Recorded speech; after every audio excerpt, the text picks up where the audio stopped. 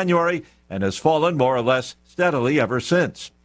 When it comes to a global COVID vaccine shortage, it's the U.S. to the rescue. The United States planning to share some 500 million more doses of the Pfizer vaccine with countries in need. The move that correspondent Karen Chamis in London says is being welcomed abroad. A South Korean professor in preventative medicine, Jae-han Young, said the new doses could prove to be a turning point in the global fight against COVID-19. But he was concerned about the storage issues for the vaccine. The professor said the extremely cold storage temperatures required for Pfizer shots would prevent challenges for countries with poor health systems. Dr. Anthony Fauci standing by the advice he has given about COVID-19, even if it has changed over time. The government's top infectious disease expert telling MSNBC's Chuck Todd that, in Fauci's words, a lot of what you're seeing is attacks on me, quite frankly, are attacks on science. Because all of the things that I have spoken about consistently from the very beginning have been fundamentally based on science. Sometimes those things were inconvenient truths for people, and there was pushback against me. And that pushback continues. Republican Senator Tom Cotton tweets that Dr. Fauci has lost the confidence of the American people with his repeated evasions, misdirection, and politicized statements. If he won't resign, Joe Biden should fire him. Wall Street stock futures higher. Dow futures up 123 points. NASDAQ futures ahead 13. S&P futures 12 points higher. More on these stories at townhall.com. Excuse me, why don't you have life insurance yet? I've got diabetes, and I know the price will be through the roof for the pre-existing condition. Well, actually, SelectQuote makes it easy to get very affordable life insurance, even if you have a health issue. I'm listening. You'll get quotes from some of the country's most trusted carriers. Even with your diabetes, you can get around $250,000 in insurance for as little as $1 a day. That would be amazing. What's it called again? SelectQuote. Just call or go to SelectQuote.com to get your free quote. Get the coverage you need at a price you can afford. Call 1-800-694-1010 or go to SelectQuote.com today. That's 1-800-694-1010 or SelectQuote.com. SelectQuote. We shop. You save. Get full details on example policy at SelectQuote.com/commercials. Monthly premiums vary based on health company and other factors. Not available in all states. An anti-corruption commission in military-ruled Myanmar has found that ousted leader Aung San Suu Kyi accepted bribes and misused her authority in real estate deals. The BBC's Jonathan Head says this corruption charge more serious than other charges she faces. This one, taking large amounts of money, outright corruption, would go completely against everything that Aung San Suu Kyi has stood for. That's if people believed it, but I don't think anybody will. As her lawyer pointed out, she has many defects, but corruption is not one of them. She's known to be completely uninterested in material things, and I think most of the population in Myanmar will dismiss this as a charade. In a sense, none of that matters. The judiciary is firmly under the thumb of the military government, and if they want to, they will use this to disqualify her from any future political office. Suu Kyi's supporters say all of the charges against her are politically motivated. News and analysis at townhall.com. One economist predicts the U.S. workforce will undergo a generational change as workers adjust to the new normal in the wake of the pandemic. Economist Brian Westbury says many Americans will resist returning to the 9-to-5 daily grind. I think we're going to have more retirement. I think we will have people changing careers. But also more genuine remote work that's made possible by a new ability to use the cloud, video, and improve communications. So I do believe productivity will increase because of that. Westbury is an economist with the Chicago-based First Trust Financial. He was interviewed by the Salem Radio Network. Bob Agnew reports. The sponsor of the Keystone XL pipeline says it's pulling the plug on the project after Canadian officials failed to persuade the Biden administration to reverse its cancellation of the company's permit. President Biden killed the project on his very first day in office. More on these stories at townhall.com.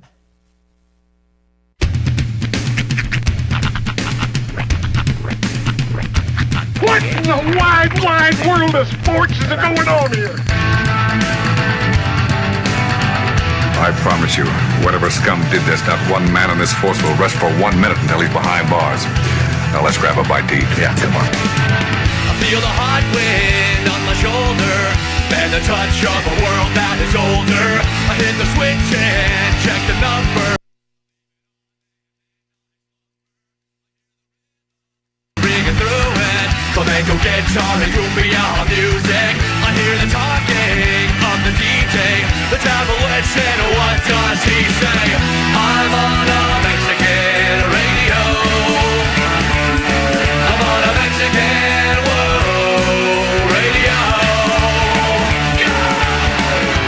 Broadcasting live from high atop the J.P. White Building in downtown Roswell, New Mexico. It's Mornings with Mike Winters on 106.5 Roswell's Talk FM. Is that what I sound like when I talk? Now, here's your host, Mike Winters. And good morning, one and all. Welcome to Mornings with Mike Winters. I am he. That would be me, Mike Winters. Happy Thursday, everybody. Mm-hmm. That's right. Welcome to it. Hope all of you are having a delightful day so far. Hey, I caught it. Yeah? As I was going lunch yesterday, the Tunnel to Towers 9/11 mobile exhibit, it came through town. Is in town. It's over down at the sheriff's department there at the county admin building. That's where it's residing right now, getting all spiffied up and all that getting cleaned up. And then today at 1 o'clock, they're going to have a big escort for it to send it on down to Artesia. 1 o'clock today. Folks get out there and get your flags, everything, send it on, and then they're going to send it to Artesia where they'll receive it there. They've got a big reception planned over there where they're going to send it to the Bulldog Bowl. Right. And then tomorrow it'll be open to the public and everything. The rest of today for first responders only. When they open it up and get settled in Artesia later on today. But don't forget, we will be doing the show live out at the Bulldog Bowl in Artesia tomorrow. A combined morning show with Gene Dow in Artesia and us here in Roswell. And so we're going to all do one big show tomorrow from the 9/11 exhibit. So tune in for that. We'll talk more about that, too, as we go. But good morning. Welcome to today. Welcome to now. Happy today. We did it, everybody. Welcome to Thursday. Yeah, I hope everyone's having a good one. It's going to be a scorcher today. 105 to 108, I think they said. Yeah, I think, where were we, like 104? Dude, we were easily over 105 yesterday. I took the kids out for like just an hour and a half, and right now I'm dealing with a heat headache. Yeah, it is 7:08 in the a.m. Current temp 75 degrees. We're 75 at 7 in the morning. Is gonna be a hot one. Yeah, we got 7 inches from the midday sun. Yeah, we got the heat advisory that's going to kick in at noon today through 8 p.m. and then we'll have it exactly the same tomorrow. Noon to 6 today and tomorrow. Heat advisories because it's going to be hot. Try to limit your air conditioner usage. We all know that's not going to happen, but try. I actually have my landlord's coming by at lunch today to install another air conditioner in my house. Sweet. Yeah, finally get my window unit for my room. Nice. Stoked about that, man. I bet. I haven't used a blanket in like 2 weeks. I'm really looking forward to it, man. They need to do an opposite blanket. Why didn't they design that? Well, the cold blanket? Yeah. Right? They sort of do. I mean, they have the cooling blankets. You can get those where, like, if you're a hot sleeper, it's a certain material it's cooling. Yeah, but why can't we go the opposite and say, hey, it's hot in the room. Let's design a blanket that's to throw over to you. It's cool. You could really do that if you just had a blanket that you could put in the freezer, like make it with material that will hold the cold from the freezer. Yeah, but I don't want it to feel wet. Okay, wrap it. So here's what you do. Yeah. You take yourself like a throw blanket. Okay, you roll it up real tight, put it in a Ziploc baggie, like one of them gallon Ziploc baggies. Shove that bad boy in the back of the freezer for the day. Yeah. Break it out in the middle of the night. It's not gonna be wet. It's just gonna be cold. It's not gonna be cold for long. That's the problem. I'm talking like an all-night job. I know. What we need to do is like cooling beads. And I'm sure there is like a cooling blanket that I'm just not thinking of. Because I'm thinking like some kind of like rubber or silicone material that will absorb the cold. I'm just like I just want something that if it feels like when you put your head on the pillow the first time, the cool pillow, but you get a cool blanket like that. Yeah. It stays like that all night. We put a man on the moon. I feel like this is all leading up to a live read for purple mattresses. It's not, but I feel like it is. I'm just saying, we got a robot on Mars right now. Mm-hmm. With a helicopter. We've got a literal battle bot on Mars right now. We could figure this out, can't we? One would think. Give me my cold blanket. No, literally, dude, it was so hot in my house. This was a couple of days ago. I ran my shower cold and let the kids get in there with their bathing suits just to cool off. Like, it was that hot. I live in a tin can, man. It's insane. All right, let's get the scientists that are working on new things to stuff in the crust of pizza and pull them off that job and put them on the blanket job. How about that? Can we do that? Pizza crust science, I think, has reached its I think it's jumped the shark on how many things we can stuff in a crust of pizza. I mean, there's full-on cheeseburgers in there now. So for $2.99, you can get a 30-pound Hush ice blanket. Okay, now I'm trying to pull it up right now. Give me a second, Okay, so this is, it's a cooling weighted blanket for hot sleepers. Mm-hmm. So it is made from material, so it's weighted. For those who can't fall asleep, whether it's because of anxiety, stress, or both, the Hush Iced 2.0 will embrace you in the most pleasant dream within seconds. Those who toss and turn, relax your mind and body with the comfort in our latest weighted blanket. But apparently that's made from material that will hold the cold, or at least it cools. Means alien technology. Yeah. It honestly looks like a sleeping bag. It just looks like sleeping bag material. Okay. Yeah. I'm down with that. But $300 for a cold blanket. Well, it's how much do you want your cold? Cheaper than air conditioners. Now here's one for $105.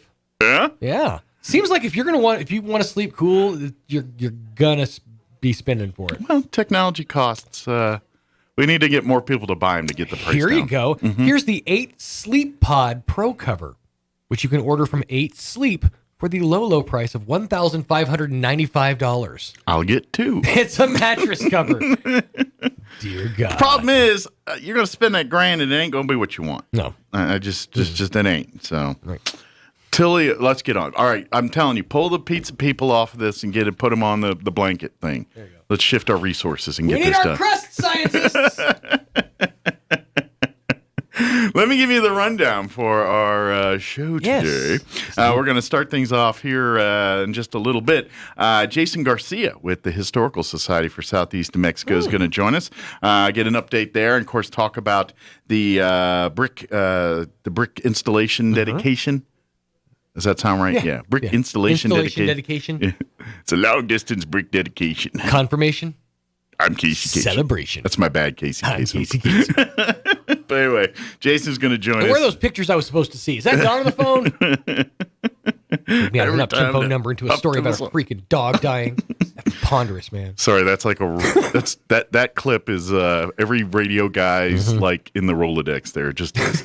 But anyway. Play it, but it's not clean. Exactly, can. Yeah, so many beeps. But Jason's going to join us. We'll talk about the ribbon cutting ceremony for the brick installation happening Flag Day Monday, and just an update about the Historical Society. So that's coming up in just a bit. In the 8 o'clock hour, about 8:15, Mayor Dennis Kentai will join us. Tonight is City Council, and he will give us the preview of what's on tap for tonight's City Council meeting, which will take place at 6 p.m. at the Roswell Convention and Civic Center.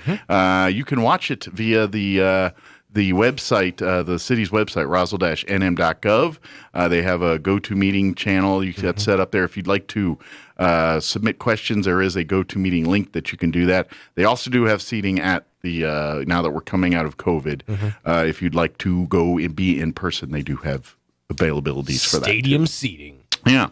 And then in the 9 o'clock hour, about 9:15, Crystal Noble with his Humane Society for Roswell here will join us, and we'll chit-chat about what pets are available for adoption. And heat wave season and how to take care of your outside pets. I would imagine we're going to have a little bit of that chit-chatting about, too. So all of that. Plus, we'll have all of your features that include news of the local and national variety, our Kim Commandos and other features like that, and whatever else we can come up with for today's show. All right. Oh, by the way, I went ahead and I took the kids for lunch break yesterday over to the Burt Murphy Family Splash Pad. Oh, yeah. Okay. To let them let's settle this. Let them kind of enjoy the heat, but also cool off. Where was in fact this emergency baton? Now I got to admit, first and foremost, You're a weird looking dude when you have your kids over here playing in the water and you're taking pictures of the fencing. Yeah. All right. It's kind of a hard sell. But, let me bring up the picture here. I took a lot of random selfies yesterday because that's the other thing is there's a new app that I've been playing with called Voila. You can cartoonify yourself. Oh, yeah. I've seen you and about 10 others just putting cartoon faces of themselves all over the internet yesterday. So on the far east side, on the wrought iron fence, there is a sign that says, warning, warning, no lifeguard services provided. And then right next to it is a button with a big sign that says emergency shutoff. It is not covered like I thought it was. Okay. But it is far, far away from any water features. Do you think it's getting accidentally bumped? Like people lean up against it or something? That'd be a hard one to accidentally bump. I feel like people are like just, maybe it was kids that didn't know what they were doing. And maybe it was like, people who were just trying to cause a problem. It could have really just been real life trolls. But could be. Yeah. Pop the button down. And as soon as they do, a tech has to come out and reset everything before anything comes back on. Maybe they can put like a little flip box over it or something. That's what I was thinking. Yeah. A little clear flip box. Yeah, plastic. Yeah. Something that you can just flip easy if you need an actual emergency, but something that you can't actually bump when you hit to. I don't know. Either way. But yeah, I guess you're right. It's not like the rest of the buttons. City Council, doggone it. That's right. Listen there. I don't know. Maybe just have a guy sitting there saying, "Don't touch this button." Hey, is there an emergency? Yeah, don't touch this button. I'm the official emergency button pusher. You don't need this button. Oh, this button right here? Yeah, you don't need that button. That's not your button. All right, 7:17. Here's your weather. Your weather forecast is brought to you by Do Right Roofing. For a free estimate, give Do Right Roofing a call today. 623-2273. That's 623-2273. I'm meteorologist Jennifer Naramore with your Pecos Valley weather. The dry and very hot weather remaining in the forecast for Roswell, Carlsbad, and Artesia as we're moving on through the rest of the week. Scattered cloudiness through the night with lows near 70. Hazy sunshine once again throughout our Thursday with highs between about 105 to 108. And that range in temperatures coming our way for Friday with the dry weather. Plenty of sunshine for the weekend, the highs between 100 and 105. That's your latest forecast. I'm meteorologist Jennifer Naramore. Thank you, Jennifer. Currently 75 degrees here in Roswell. Humidity is at 29%. Winds currently out of the west at 3 miles per hour. Heat advisory from noon until 6 p.m. today. That's because it's going to be hot. Sunny. Expect a high of 108 today with south winds 5 to 10 this morning. Picking up out of the south 10 to 15 miles per hour for this afternoon. Tonight, mostly clear skies. Overnight low of 68 degrees. Winds will be out of the southwest 5 to 15 miles per hour. Friday, still hot. Still have a heat advisory. That's going to be from noon to 6 once again tomorrow. But we're looking at a high of 105 with under sunny skies. Southwest winds 5 to 10 miles per hour. Friday night, mostly clear. Overnight low of 69 degrees. Southeast winds at around 10 miles per hour. For your weekend, Saturday, sunny, high of 105 once again. North winds 10 to 15 miles per hour. Sunday, sunny skies, high of 104. And then looking at next week, Monday, sunny, 105. Tuesday, it starts cooling down. Sunny, high of 97 on Tuesday, and then they're talking some rain chances Tuesday night into Wednesday. But yeah, we're going to get the 1/0s through at least Monday of next week. All right, it is 7:19. Let's take a quick commercial break, and then we're going to talk Historical Society on the other side of the break. Don't go away. You're listening to Mornings with Mike Winters. Your home is your sanctuary, and the land it's built on is even more precious. So when termites start devouring your house, you want a proven treatment that's environmentally responsible. You want the Centricon Termite Colony Elimination System. The Centricon system is the green way to protect homes from subterranean termites. Rather than surrounding your house with hundreds of gallons of diluted chemical solution, the Centricon system strategically uses just a few grams of active ingredient in termite bait, working with natural termite behavior to destroy termite colonies. With this technology, it's no wonder the Centricon system became the only termite treatment to receive the Presidential Green Chemistry Challenge Award from the U.S. Environmental Protection Agency. And homeowners rate the Centricon system as the most environmentally sound termite treatment. Your home is your sanctuary, so monitor, bait, and eliminate termites with the Sentricon system. Think of it as your own little piece on Earth. Call Bob Reed Pest Control today in Roswell, 623-5344, or anywhere in southeast New Mexico at 877-623-5344. As the school year comes to an end and COVID restrictions start to ease, don't lose sight of the lessons learned. Cover your cough, positive personal hygiene, respect one another, show and tell others you love them. Fiscal and social responsibility are great ways to show your love. This is Damon Graham, your local New York Life agent. I can help you show your love to others. Call me at 575-623-0803 so we can determine how you best can show your love. Expect to be blessed. Customizable office equipment is one stop away at PTS Office Systems. Of course, you and the business next door do different things, so you need different office equipment. PTS Office Systems has fully customizable office equipment in stock, waiting to be delivered to your business. Get fully customized office equipment to meet your office's specific needs. The day and age of one-size-fits-all office equipment is gone. Shop around at PTS Office Systems today at 217 North Main in downtown Roswell. Jesus tells a story about two men who went to the temple to pray. The two men were quite different. In fact, they were exact opposites. One was the prototype religious person. He was a visible leader. He was proud of his heritage. He thought he was more righteous than anybody else. The other man was a sinner. Little is known about the sinner except that he understood his problem. Jesus tells us that one man went home justified before God. It's interesting that the one who went home justified was the begging, repentant sinner. The one who seems condemned was more interested in pointing out others' sins and clarifying to God his greatness rather than taking a close look at himself. So which person are you? So often we are the self-righteous one. Our actions and attitudes reflect this message. God, you're lucky to have me. The sinner, on the other hand, understands something important. Mercy is not something earned, it's something begged for. In the end, we are made righteous, not by our own good deeds, but by the mercy of our great God. Join us at the Country Club Road Church of Christ for worship at 10 a.m. on Sunday, located on the corner of Country Club and Washington in Roswell. Okay, so look, Mexican restaurants are everywhere around here. You can throw a rock and hit an authentic Mexican restaurant. Don't throw rocks. But La Gran Victoria is different. Delicious, authentic, made from scratch family recipes and even a few favorites too, like agua frescas in a variety of flavors. Take advantage of Taco Tuesday, Hamburger Wednesday, and the daily 2-2-2-2 breakfast special with 2 eggs, bacon, sausage, and your choice of potatoes for only $7.49. Open at 8 a.m. for breakfast 7 days a week at the corner of 4th and Richardson. Find them on Facebook too. La Gran Victoria, Roswell's home at the flavor. You may have heard of SmartHub. SmartHub is Central Valley Electric's online tool for members to manage their electric account. With SmartHub, not only can you securely pay your bill online, you can view your detailed electric use 24 hours a day. You can report an outage while staying up to date with the latest co-op news, compare past and current electric use. Sign up for paperless billing or reoccurring payment so that your payment is never late. The best thing is you can access SmartHub from your computer, tablet, or smartphone, so it goes everywhere you go. Visit cvecoop.org to get started or give us a call. Here's a Mornings with Mike Winters fun fact. 1 in 3 snake bite victims is drunk. 1 in 5 is tattooed. Hold my beer and check this out. Here's Mike Winters. And good morning. It is 7:23, and if you're drunk and tattooed, watch out. Snakes are just everywhere. They're going to come out leaping out of the woods, biting you.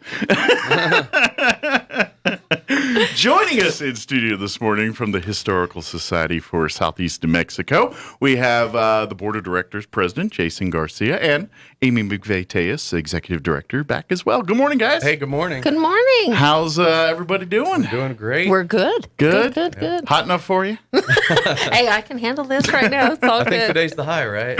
Yeah. And then we're on the downhill. We're shooting for it. Let's go. Let's go. Yeah, this is our apex. That's right. But the downhill side of the mountain ain't exactly like a steep slope. It's like it's a gentle glide down there. So. Well, I got all the yard work done yesterday. So Hey. we're good. And that's the thing. He's like, I'm going to get up early. Great. It's almost 80 at 7 o'clock in the morning. I know. Hey, when you're up in the rafters, when it gets over 100, it's just like... You know what? You want to get up early? Try 2 a.m. because it's like in the 60s there. It's pretty comfortable. Doing yard work in the middle of the night or whatever. Yeah. Fortunately, the museum, the J.P. White House, has been modernized a little bit. It does have some air conditioning abilities. Thank you, Thank Lord. goodness. Imagine living in the J.P. White House at 108 in the turn of the century here, back in the 1900s. Yeah, well, there. that's true, but although they weren't exactly roughing it either. They were. That would be. That's not exactly like the low rent house of the place. That was the higher end of society. So they probably had some kind of air circuit. But if you look, all joking aside, if you look at that house and other houses of that period, that's why they have the more flowing doors and windows. Right, it's great because there wasn't air conditioning. It was to make the house cooler. Yeah, they have some really cool features in there that were, I guess, not afforded to everybody in town. Exactly true. Yeah, that's the class. You're looking at the upper crust of living in Roswell. That's at that the time. jaw-dropping moment in the fourth grade school tours when everybody looks around for the air conditioning and they realize they're like, and everyone's like, man, this is rustic. You're like, what are you kidding? This is fancy.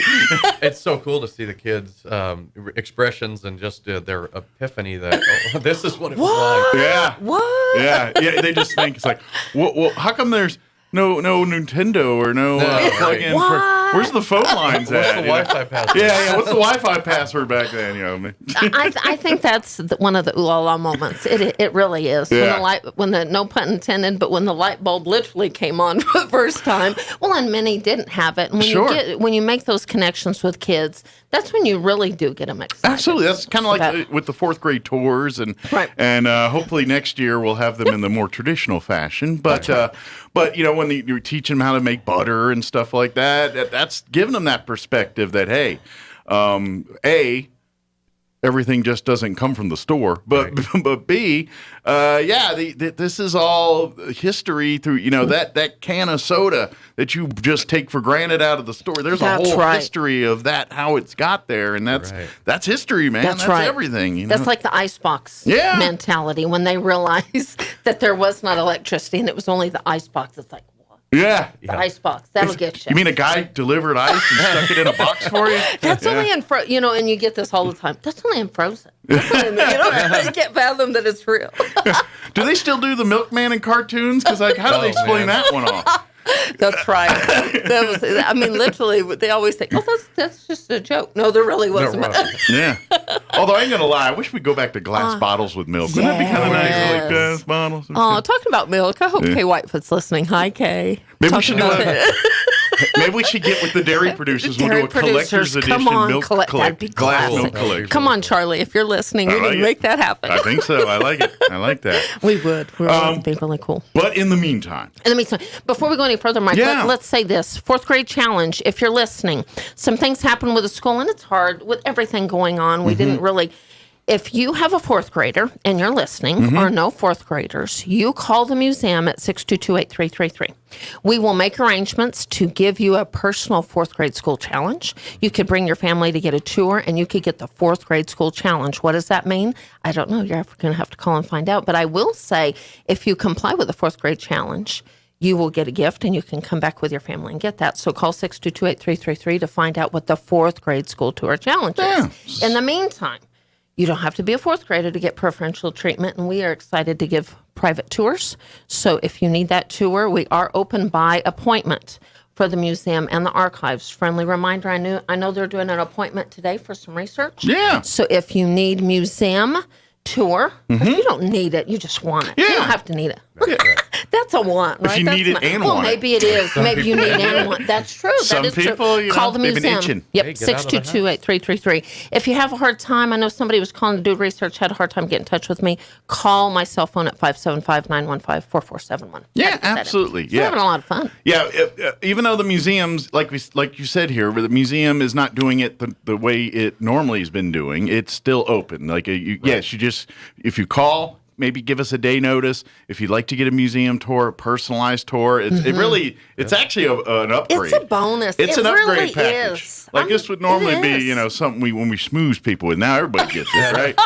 So. It is true, and there's no charge. Just make a donation and you'll get a private tour. Yeah. And our individuals are amazing. They're trained and will really, and they don't just do it. They love doing it, and that's a reflection. Yeah. And pro tip. When y'all get in the house, look in the shelves, look in the cabinets. That's half the history right there, is looking at the products and stuff. And with these personalized tours, I mean, you get to kind of take the deeper dive into some of this stuff. I've given tours, but I really enjoy receiving a tour too because I learned something every time I go through there. Absolutely. Well, and Jason was amazing because he had family in and the whole family came. See, that's what we need. When you bring family into town, and how many times do we hear this? There's not much to do in Roswell. Well, we've talked about that how many times on the air. But do what Jason Garcia did and bring the whole family. Absolutely. Give us a call. Give us a little bit of an advance. Sure. And bring the whole family. Yeah, especially with UFO Festival and all that coming up here in a few weeks. If you got family and friends coming in for that, beat some of the traffic and some of the stuff going on there and say, hey, let's set up an appointment for a personalized tour of the Historical Society. And if you're local and have not been to the museum, we're going to forgive you, but shame on you. And you've got to call. Absolutely. Yeah. And to be honest, that could start a whole thing on the rest of the weekend, too. Because if you're like, all right, now what do we want to do? Well, guess what? Historical Society has a bunch of great stuff that's fun, kind of off the beaten path to the touristy stuff. You know, some of our local history and things to go see. Some of our, even like the hidden stuff, the things like go to the statue of Pioneer Plaza and look around for some hidden stuff. Some of the World War II era German POW history that's incorporated here. There's a lot of remnants of that around town that people don't realize unless someone shows them or tells them about it. And guess what? Historical Society does that kind of stuff. Shows you and tells you about that. And thank you for mentioning about the UFO and all that. We will, ladies and gentlemen, we're going to announce it. I'm really excited about it. Jason and I were just talking about it. The Historical Society will be open on July 1st through the 4th from 1 to 4. Nice. We'll have amazing volunteers, and we're part of the Passport program. Thank you. So you can come by and visit. To Marie and all of them that are getting us involved. We really appreciate it. But we will embrace all the wonderful festivities. So if you want some of the sweet Main Street swag, you've got to get in onto the Historical Society side, because if we're part of the Passport program, that means if you go and participate, you get special stuff from Main Street and all that. Yeah, too. that's right. So, I'm not gonna lie, it was kind of fun with our little treasure that they're gonna have to find. Okay, what's cool is that it is. We do appreciate donations, but it is a free activity that families can take part in. Sure. Yes. Yeah, absolutely. Yeah, if you're short on funds, come on down. We're free. If you got plenty of funds, come on down. We're still free. But if you'd like to leave a donation so we can continue to do this, that would be very awesome. It's so true. And a friendly reminder, we've intentionally done that. I so appreciate our board and the support of the board. They know how I feel about it. We're asked many a times, why aren't you charging? That's crazy. Well, honestly, we feel it's crazy if we did charge because we want everybody to have the opportunity. And if you're able to become a member or throw a $100 bill or $50 bill to cover those individuals that maybe wouldn't afford to do it, or even if you want to put a $1 bill in the jar, we just want to celebrate history. Well, and we're a different kind of attraction too. It's when you say charging people and things, and I get, museums charge all the time and all this, but I kind of think of that as like, okay, if you want an experience like a ride or something fun like that, which, I mean, absolutely, a museum trip for me and a lot of people like me, that's exactly what that is. But I almost look at museums as more like libraries, where it's a place of learning and a place of information. 100%. It just got an added bonus of cool things in front of you that you can see and smell and all that. Yep. But so I look at it in that vein, which and to my opinion, libraries should never be, as most aren't. That's a free thing that we all come and learn and grow together. So I feel, that's what I look at that when I look at things like the Historical Society. We need to contribute money because we want to support it so it keeps growing. But as far as access to its walls and what's inside of it, I think that should be free. I love us to be considered an upscale opportunity because we work hard to be intentional to really give you the best experience to celebrate history. But at the same time, to me, we're in the history business first. We're not in business. Sure. You know what I mean? We're in the history business. But good news is we are a nonprofit. The history business is everybody's business because everything we do is history. That's right. If you say it's not, we're going to argue that. Call in and we'll argue it, right? You know what? Here's argument number one. Turn on the History Channel and just put on what's on that channel. Sometimes they've got a thing on World War II, but sometimes they've got the history of beans. That's right. You know what I mean? You can learn a lot by studying history. It's true. And we have a lot of fun. You can. We can make it fun. Absolutely. Matter of fact, if you have not been out to the Historical Society either ever or in a long time, we'd like to invite you out Monday, Flag Day. June 14th. The 14th at 5:30. Yeah. Now this has been a long time coming. We ain't gonna lie. Yes. Right. This was a vision thought of years ago. Many turned out very well, and we really are excited to showcase it. Yeah. So. Yeah. It's been I guess in its completed here. About into April? I'm thinking somewhere in May. Somewhere in that range. We kind of finished up, but we're doing our big dedication on Flag Day, June 14th, which is kind of appropriate. It's a flag.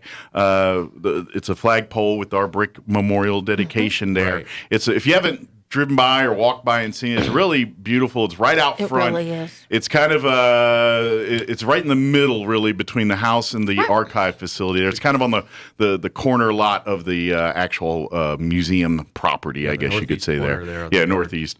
Directions and me aren't. Good job, I'm like left, right, but I don't know. Get to put a big L and R on my hands just to do these things. But yeah, we'll have the color guard there. Yes. And the mayor will read the proclamation. And have some light refreshments. Of course, if you'd like to learn more about the Historical Society, do a little shopping perhaps. We're going to have, if you'd like to get some of our books from our local authors that they've been kind enough to allow us to be there. Great books in there. Yeah. Wonderful our books. Peter Herb prints. John will be there. Yeah. John will be autographing books. Josiah Strange. By the way, Josiah Strange, hi, Josiah. I hope you're listening. He will be doing the pledge, and he will be giving tours. Okay. He's another just example of what the Historical Society is thrilled to be a part of, embracing youth every opportunity. He's been giving tours for a couple of years, and yes, he's not a teenager yet. No. So he's a young man that's very impressive. He's, shout out and loving I'm almost memory. scared to think what he's going to be like in his adult. I can't wait. Can't wait to see. I'm scared in a good way. I'm so excited. That's awesome. In loving memory of David Gonzalez, Mary Gonzalez will be singing the national anthem. Oh, nice. And John Drewston will be giving the invocation, all of which have bricks. That's intentional, and we're really excited. Yeah. So, in celebration, hey, yes, Josiah has his own brick. I mean, if you're cool and giving tours before you're double digits, you get your own brick. Well, I hope everyone that got a brick comes out and looks for their bricks if they haven't done so already. And yes, thank you for mentioning that. Elaine Mayfield will be there. She has worked very, very hard to have it by number, and we've got it all organized. You so better you can even believe it. Have a little aid finding your brick. She'll be saying your number is 219 or whatever, and she's worked hard. Thank you, Elaine. Okay. But you don't have to use that. If you want to go my mindset and be like, hey, let's just look and like a scavenger hunt and have fun with it. I can't tell you how many times I've worked late, and David has experienced that too. Yeah. That, they'll have their lights shined late at night, and they're trying to find their brick, and they'll put the That's so cool. That's half the fun. I think that's awesome. But that gets you to pay attention to all of them, and you're like, oh, I didn't know about that, or so. And even if you didn't have a brick, I hope everyone that comes out and participates spend a few minutes just kind of looking and reading over the bricks. In and of itself is a history of Roswell. There's some really neat history in there. It really is. And so many times when people don't have a brick, and they'll go, oh, I love to hear that. Oh. They'll make some fun historical connections. Well, if there's enough of you, maybe we'll have to make the wall taller. Oh, boy. Won't be. I'll think about it. Hey, maybe we'll pave the parking lot with more bricks. There we go. Oh my goodness! Y'all are making me sweat already. No, we're really excited. Absolutely. And it is time to celebrate. Yeah, and I definitely. think it's so great photo op too. Poignant. Yes. And it's starting to get really pretty with I know it's getting hot and all that, but with the grass is greening up and everything, it's just the property doing itself. Renovations and working on the property, making it beautiful. Yeah, and that's we joke about the money and the donations and things like that, but really almost every penny that comes in goes for one or two things: education programs, right, or to fix that building and to maintenance on that property. That's true. And we have had a hard year. If you're listening, please consider making a donation. We have. And how many times Jason and I talk about this? We have the wants and we have the needs. I can't tell you how much it would be a blessing for somebody to send a check and say, how about you just get some of those wants out there? Just spruce up. That's awesome. And don't get me wrong. We take things seriously. Sure. We have some major projects that we have to work on that, yes, they do come first. So if you're wondering, why isn't that grass a little bit greener? Why are there some spots? But it's not perfect. Sure. And we are working. We're taking care of the needs first. Absolutely. Well, I mean, and we can't wait to get to the it's an old building, and at some point the foundation says I'm old and I need something to do. Then the roof says things is old and I do, and let's face it, it's a house being that old. We get through one renovation, it's almost like starting a circle back over to the other side, and it's not small, and we want to do it right. Sure, so, we don't want to just slap it together. Well, it's important to preserve this, and that's why we do this. Now, if you're doing a financial investment, maybe not investing in historical homes, that's probably not the smartest financial way to go. But as far as preserving, so that's where we, when we talk about donations and help, that's every penny. We have one paid staff person. That's it. Everything else is all volunteers and everything else. Good point. And so that money gets used directly for maintenance of the house, or your fourth grade tours, your programs, or just the day-to-day operation, which is, as Amy says every time, she's constantly turn off lights and all this other stuff there. So I mean, even and if you like to even donate like paper towels and office supplies really need that. and things like that, that would be great. That's a great way too. If you're like, hey, I'm strapped on cash, but guess what? I go to Sam's and I buy them 50 packs of toilet paper. I'll bring you some. All of that helps. All of that too. Yes, all those, absolutely. And of course, if you want to learn more about everything the Historical Society does, come out Monday. We'll have folks out there. Unfortunately, won't be there, but a lot of our folks will be out there, and you can talk to them if you want to volunteer, be a docent. If you want to, hey, if you love, if you got a hankering for organizing and things, the archives facility would love to have you. The archives committee they're always looking for volunteers to help go through. And that's kind of if you love all those Josh Gates and history's mystery type shows, right? You kind of, this is kind of a dabble a toe in that, because you're going through and organizing and cataloging, and it's not sexy, like the TV show, but some really, but you really stuff. find some cool stuff from time to time in there. Yeah, golden hidden treasures. And if you need a place, if you need to have an event, we can. Our archive facility is available. We'll set it up. We'll take care of it. You can do about 75 or so, I think. Or a theater. We can do theater style more. Okay. But nice and comfortable seating, depending on the setup. But the cool thing is, you really don't have to set up. We'll even get that taken care of for you. So you literally could have that event, walk in, have the event, and literally walk out. Absolutely. What's cool is that we used that venue for our reveal party when my wife was pregnant. And my daughter's birthday's 8. It's Friday. She'll be 8. So. That's awesome. There's still pink stuff all over the wall. I'm just kidding. That's what that was. See, we keep finding it. I wonder where that was from. See, that was pink Jason. glitter. I've been picking it up for 8 years. It was a great venue, and we really enjoyed it. So. And it's amazing to me. People come for the event, and they leave wanting a little bit more after they're looking at pictures and stuff, right? They do. It is, yeah. They really don't think that, but it's really cool. And it is historical. Someday Jason can tell that story to his daughter. And it's a little bit more than just an event. Absolutely. It's part of something. It really is. And that's just come out and see. Come out Monday. If you can't wait, give us a call. We'll set up a tour between now and then. Her favorite, when we went through the tour the other day, her favorite thing was the dollhouse on the second floor. Oh yeah. Same. Oh man. That's a lot of kids love the. For sure. Yeah. That the first time I went through, the one thing that always it's the technology of the day that gets me every time. And the hair curler blow dryer thing looks like it looks like some kind of medieval torture device. Torture. As that one fourth grader, I think his name was Jose. Yeah. The torture chamber. He said, did they put you in the looks corner? Looks like a time travel thing. But I think it's the perfect, because he's like, what women won't sacrifice for beauty? True. I'm like, this is history. And if you're willing to sit in that thing for beauty. We've come a long way, baby. And then how tiny those dresses were. Oh my gosh, and the shoes. Yeah. See, that is a fun room. And again, it's amazing. And even with the men's fashion and stuff too. There's so much to do. So even if you've been out, come out again. We do have fun. Yeah, I really do. I think, and to be honest, I think you bring the kids out and you show them some of this stuff. I think it lights that fire. And when you get home, if you kind of kindle that a little bit, I think you can say, all right, let's hey, you remember that weird thing we saw at the museum? Let's get on the internet and do some more thinking and watch some videos about it or something. There's so much around us that we take for granted. Drive around the historic district. You don't have to get out of the museum. Drive drive around the historical district. Yeah. There's so much to do, and we've kind of been in that Debbie Downer mode. I hate to bring that up. You sure? Let's bring sunshine into the day. Let's look around. That's right. See how blessed we are in this amazing little tiny golden treasure of a community and all we've got. Or take a trip to drive to Bottomless Lakes or go to Bitter Lakes or do all Absolutely. these treasures that we've got around here. Yeah, good. And it is never just about us. Let's be clear. You know, the Historical Society works hard. Yeah. But it's never about us. It's about this amazing community. I come and love to see everything we have in Roswell, but it's going to be 105 this weekend.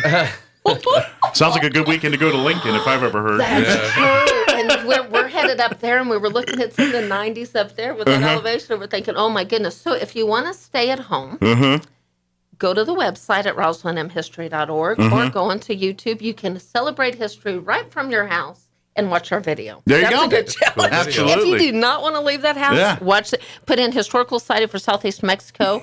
Donovan Fulkerson, Reliquid Media, did an amazing job with the video, and you can celebrate history right in the comfort of your own air-conditioned home. Exactly.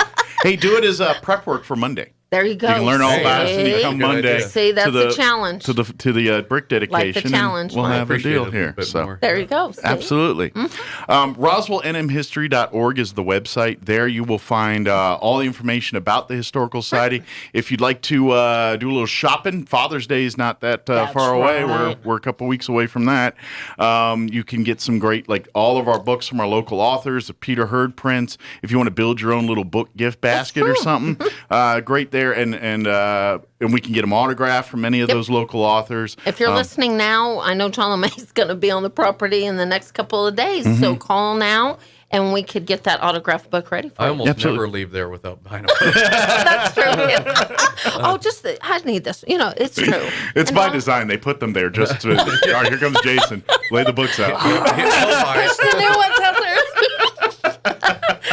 That's true. You cannot leave the Historical Society empty-handed. That's in honor of my grandmother. So we'll either give you something or you can purchase something. Yeah. You can't leave empty-handed. Just don't take anything out the museum. That's right. Leave that there. That's right. But please, if you have any questions about Monday or anything we talked about here, or if you would like to be a volunteer or learn more, or membership. Or sign up for a private tour here or any of these things, or rent the archives facility for your events and things, please, you can call 575-622-8333. If you don't get Amy, leave a message. She will get back to you.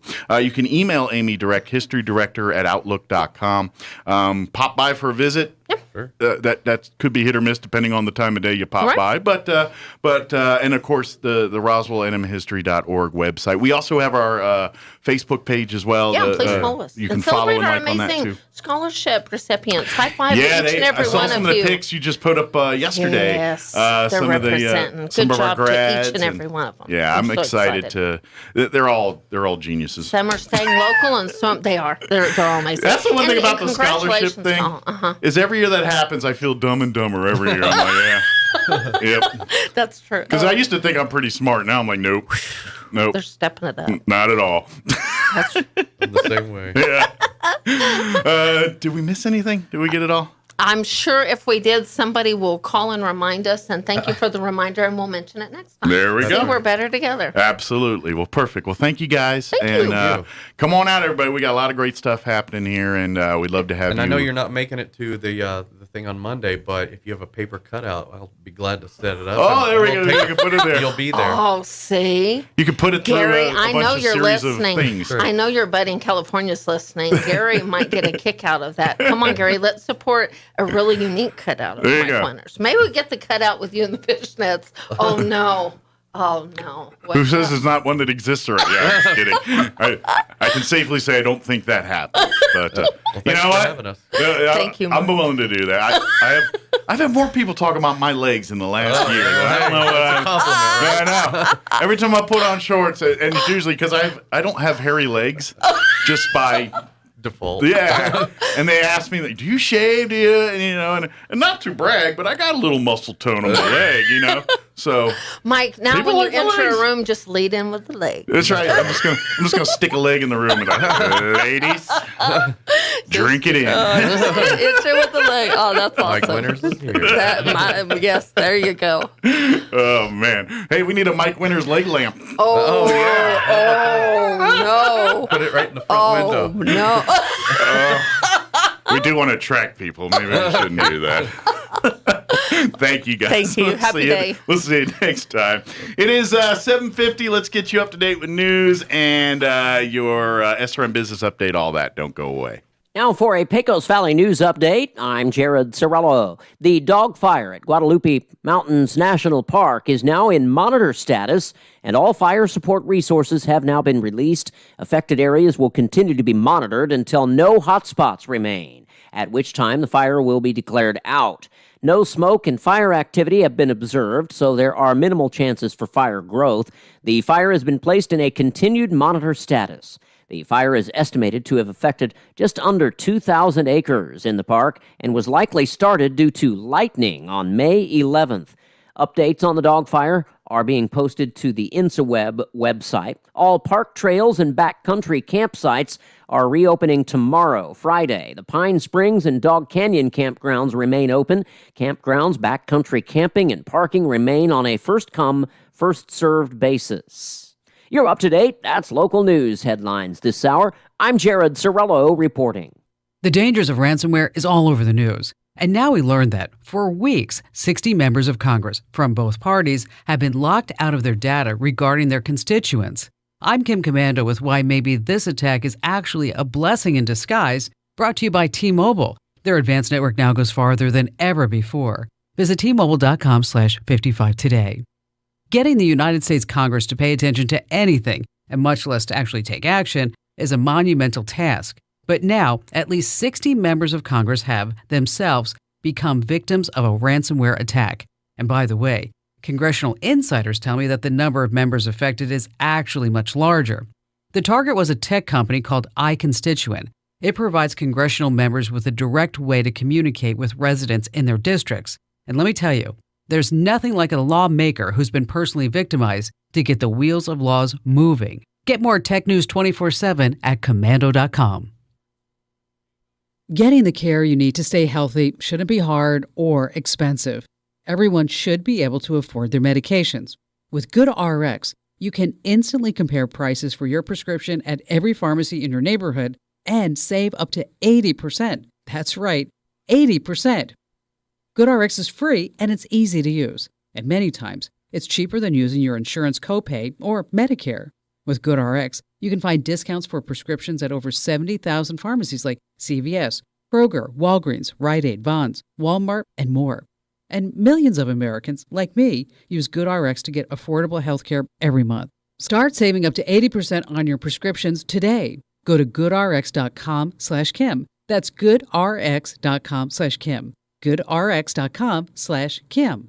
GoodRx is not insurance, but can be used instead of insurance. In 2020, GoodRx users received an average savings of over 70% off of retail prices. I'm meteorologist Steve Hamilton with your Pecos Valley weather. Take it easy if you have to be outside over the weekend. Things will be very hot. Our afternoon highs today between 105 and 108, breezy and sunny.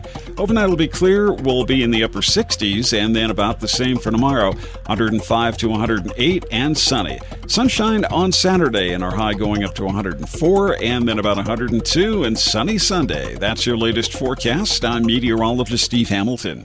It's time for the Southeastern New Mexico Sports Report.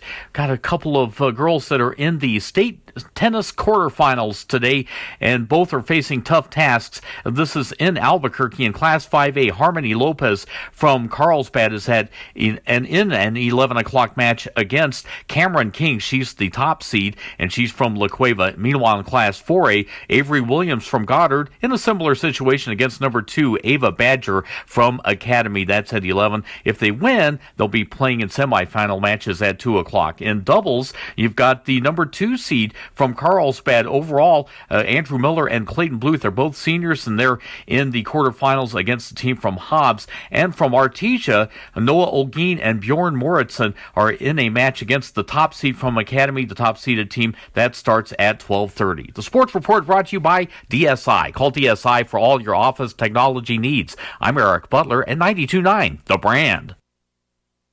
With the SRN News Business Brief, I'm Bill Alexander. More than 36 business owners in the Fells Point area of Baltimore are threatening to withhold tax and permit payments if Baltimore officials don't restore basic and essential municipal services. In a letter to the mayor and council president, the group complains about illegal alcohol, drug sales, trash pickups, and other problems. European evaluators warned Wednesday that the Vatican's efforts to investigate and prosecute financial crimes were suffering from understaffing and inexperience, as well as the mistaken belief that its own cardinals and bishops were immune to criminal conduct.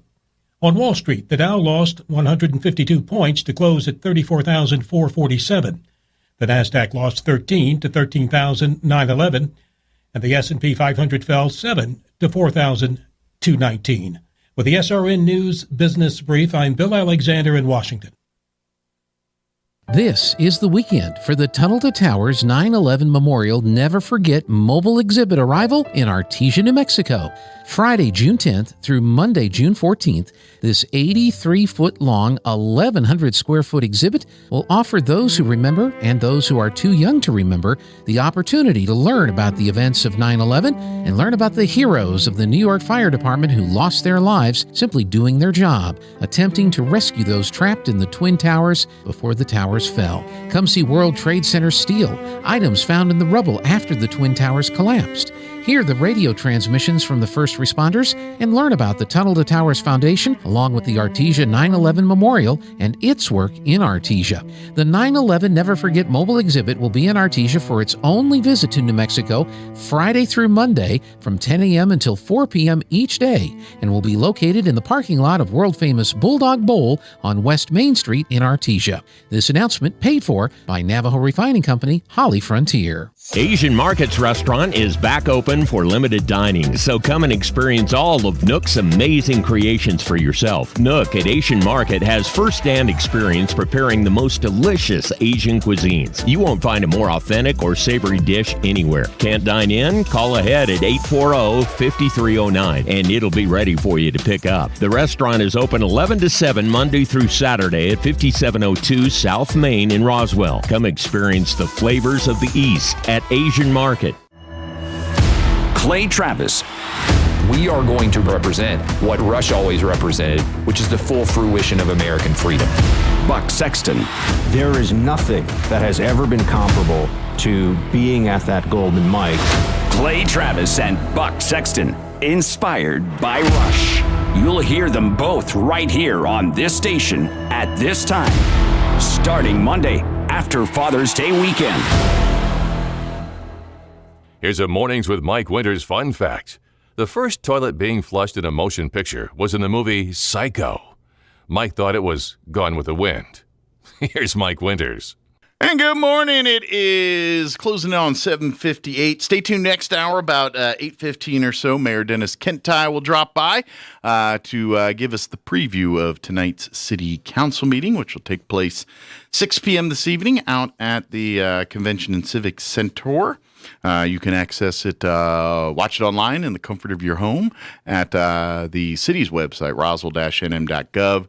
They will have some seating available for folks at the meeting as well, too, as we step out of this COVID era.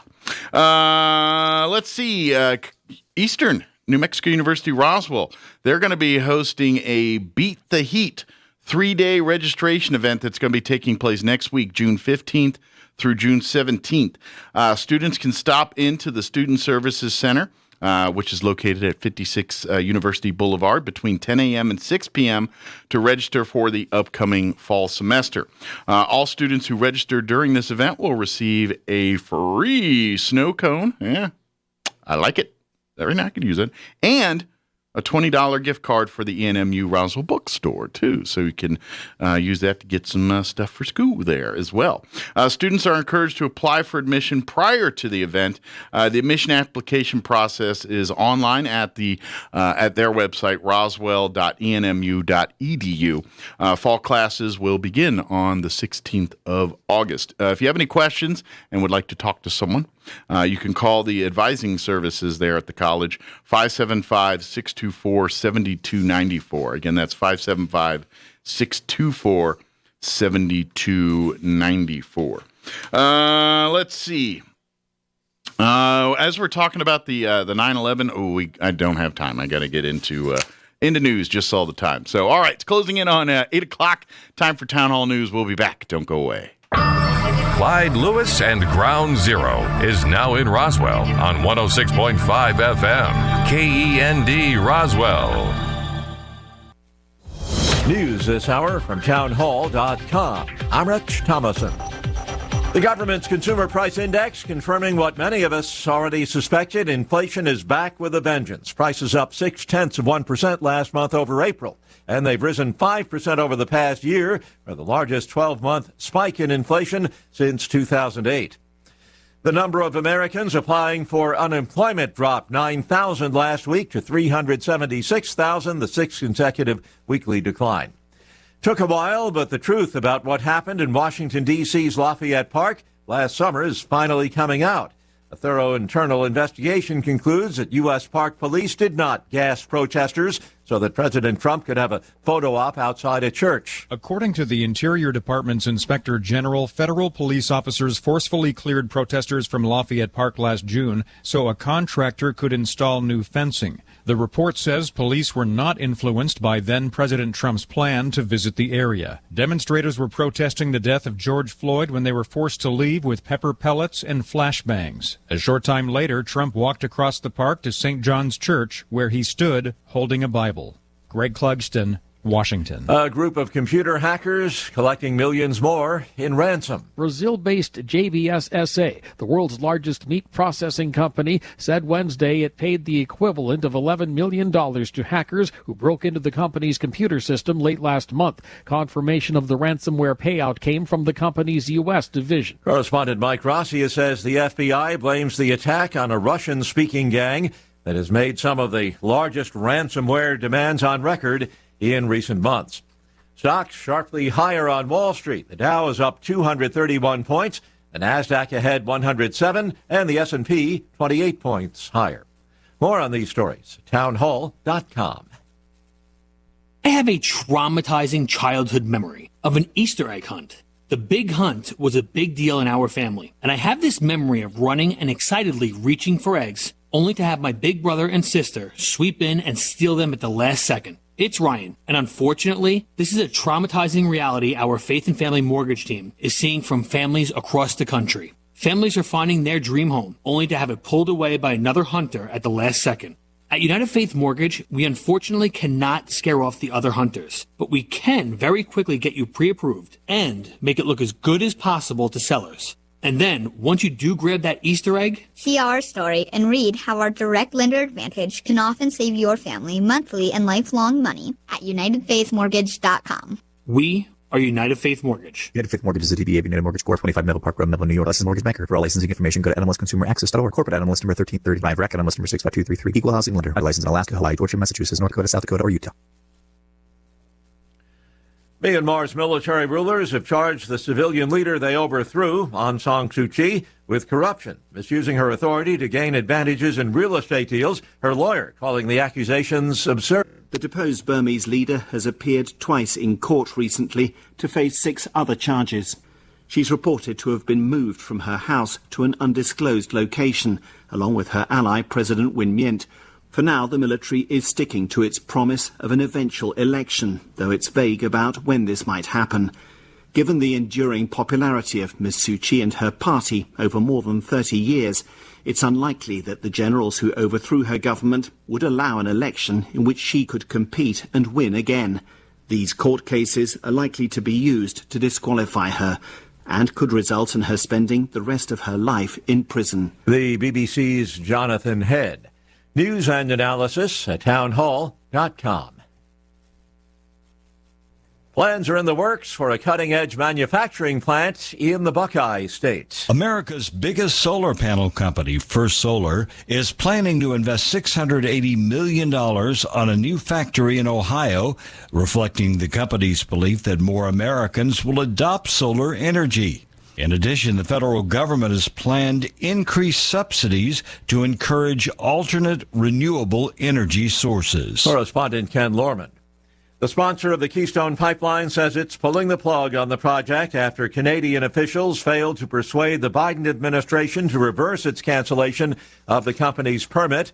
TC Energy says it will work with government agencies to ensure a safe termination of and exit from the partially built project. President Biden killed the pipeline project on his very first day in office. More on these stories at townhall.com.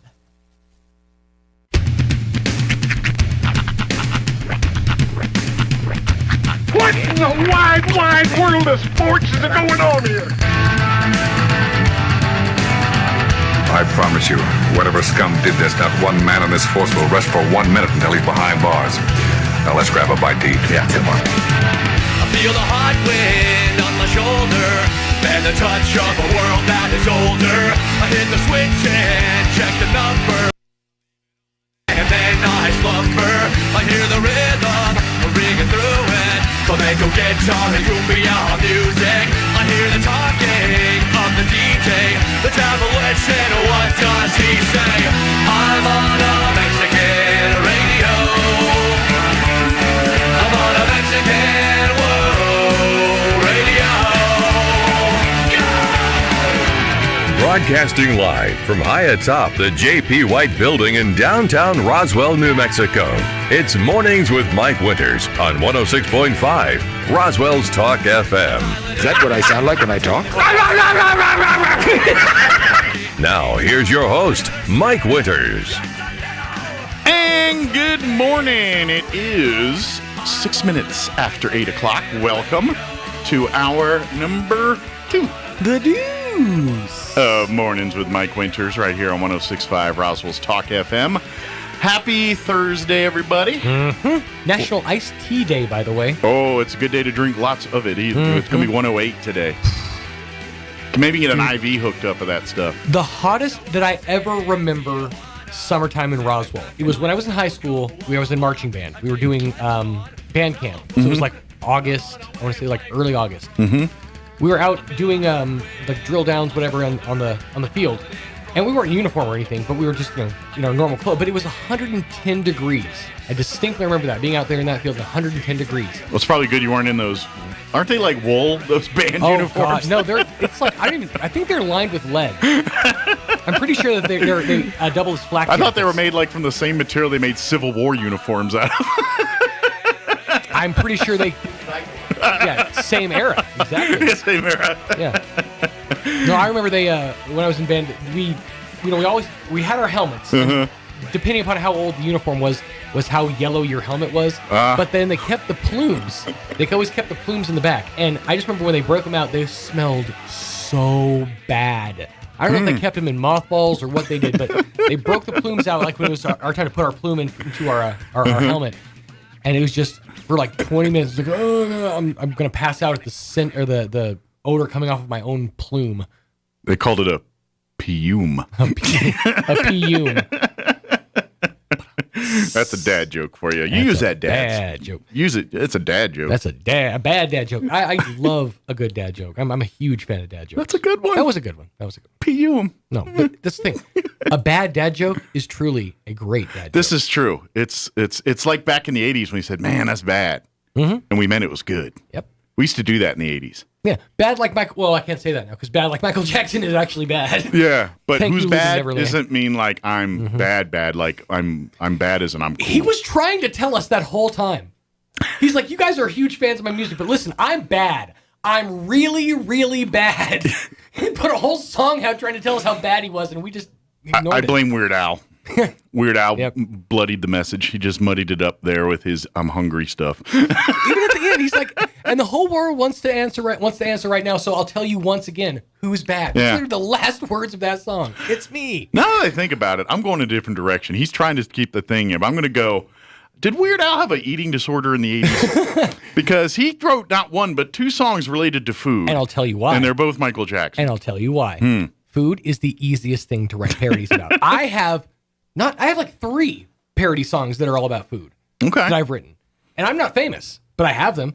Snacks is my parody of that Usher song, Yeah. Okay. Yeah, That song. So I have a parody called Snacks. There's a song called Sexy Back by Justin Timberlake, which I've changed, rewritten the lyrics to Chubby Back. I'm bringing Chubby back. And the other one was, Smack That by Akon. Okay. Featuring Eminem. Is my version of it is Back Fat. Oh, okay. You do any rock songs? No, it's mostly rap and R&B. Mostly hip hop and R&B. I know my wheelhouse. I feel like there's some more AC/DC that could be exploited into some of these parody songs. Probably. But, I'm an old guy. What do you want to say? Back I'm fat. Yeah. I probably have some in my head. None of them are family friendly, and they're all just on the fly. They're fun to break out at like karaoke night. You know? Yeah. When I was a kid, I had a bunch that's still stuck in my head. Most of them I can't share. No? I had, you remember She's a Maniac? She's a man. There was some girl in my 5th grade or 4th grade class that was eating bugs. So I did a whole she's a bug eater. I should have known. She eats those bugs like she never ate before. Yeah, it was a whole thing. Yeah. How old were you at this point? 4th or 5th grade. And she was, and you had a bug, and you had a bug eater? But she ate bugs. Wow. Yeah. Oh, I would have thought that's like 2nd, 3rd grade activity. Well, hence the song. Yeah. But props. It was a little weird in 4th grade. Props to you for not only like knowing your music of the era and owning that, but also the classic songwriting at such a young age. It got me here. That's impressive. Yeah. Ladies. He ain't single. This is true. I am not single. No. My wife might be listening. Don't be throwing me out there like that. I will be the one who gets that one. Yeah. I'm moving on now. Probably for the best. Try to get me in trouble. I'm trying to. It just seems to drift that way. I'm gonna make a song parody about this. I forget what things get men in trouble in relationships now. It's sort of like it's like slowly but surely those memories are fading. Maybe you should learn some lessons for your status in life today, and use those not to repeat them in life later. Yeah. All right, Mayor Dennis Gittai is here, and he doesn't want to hear about Sean's love life or my amazing ability of 4th grade song singing. Let's get you up to date on the weather. I'm meteorologist Steve Hamilton with your Pecos Valley weather. Take it easy if you have to be outside over the weekend. Things will be very hot. Our afternoon highs today between 105 and 108, breezy and sunny. Overnight will be clear. We'll be in the upper 60s, and then about the same for tomorrow, 105 to 108 and sunny. Sunshine on Saturday, and our high going up to 104, and then about 102 and sunny Sunday. That's your latest forecast. I'm meteorologist Steve Hamilton. Thank you, Steve. And currently, did I refresh? I don't think I did. I got to talking and didn't refresh it. So currently, we are 83 now. 83. At 8:12 in the a.m., we're 83 degrees here in Roswell. Feels like 95. Yeah.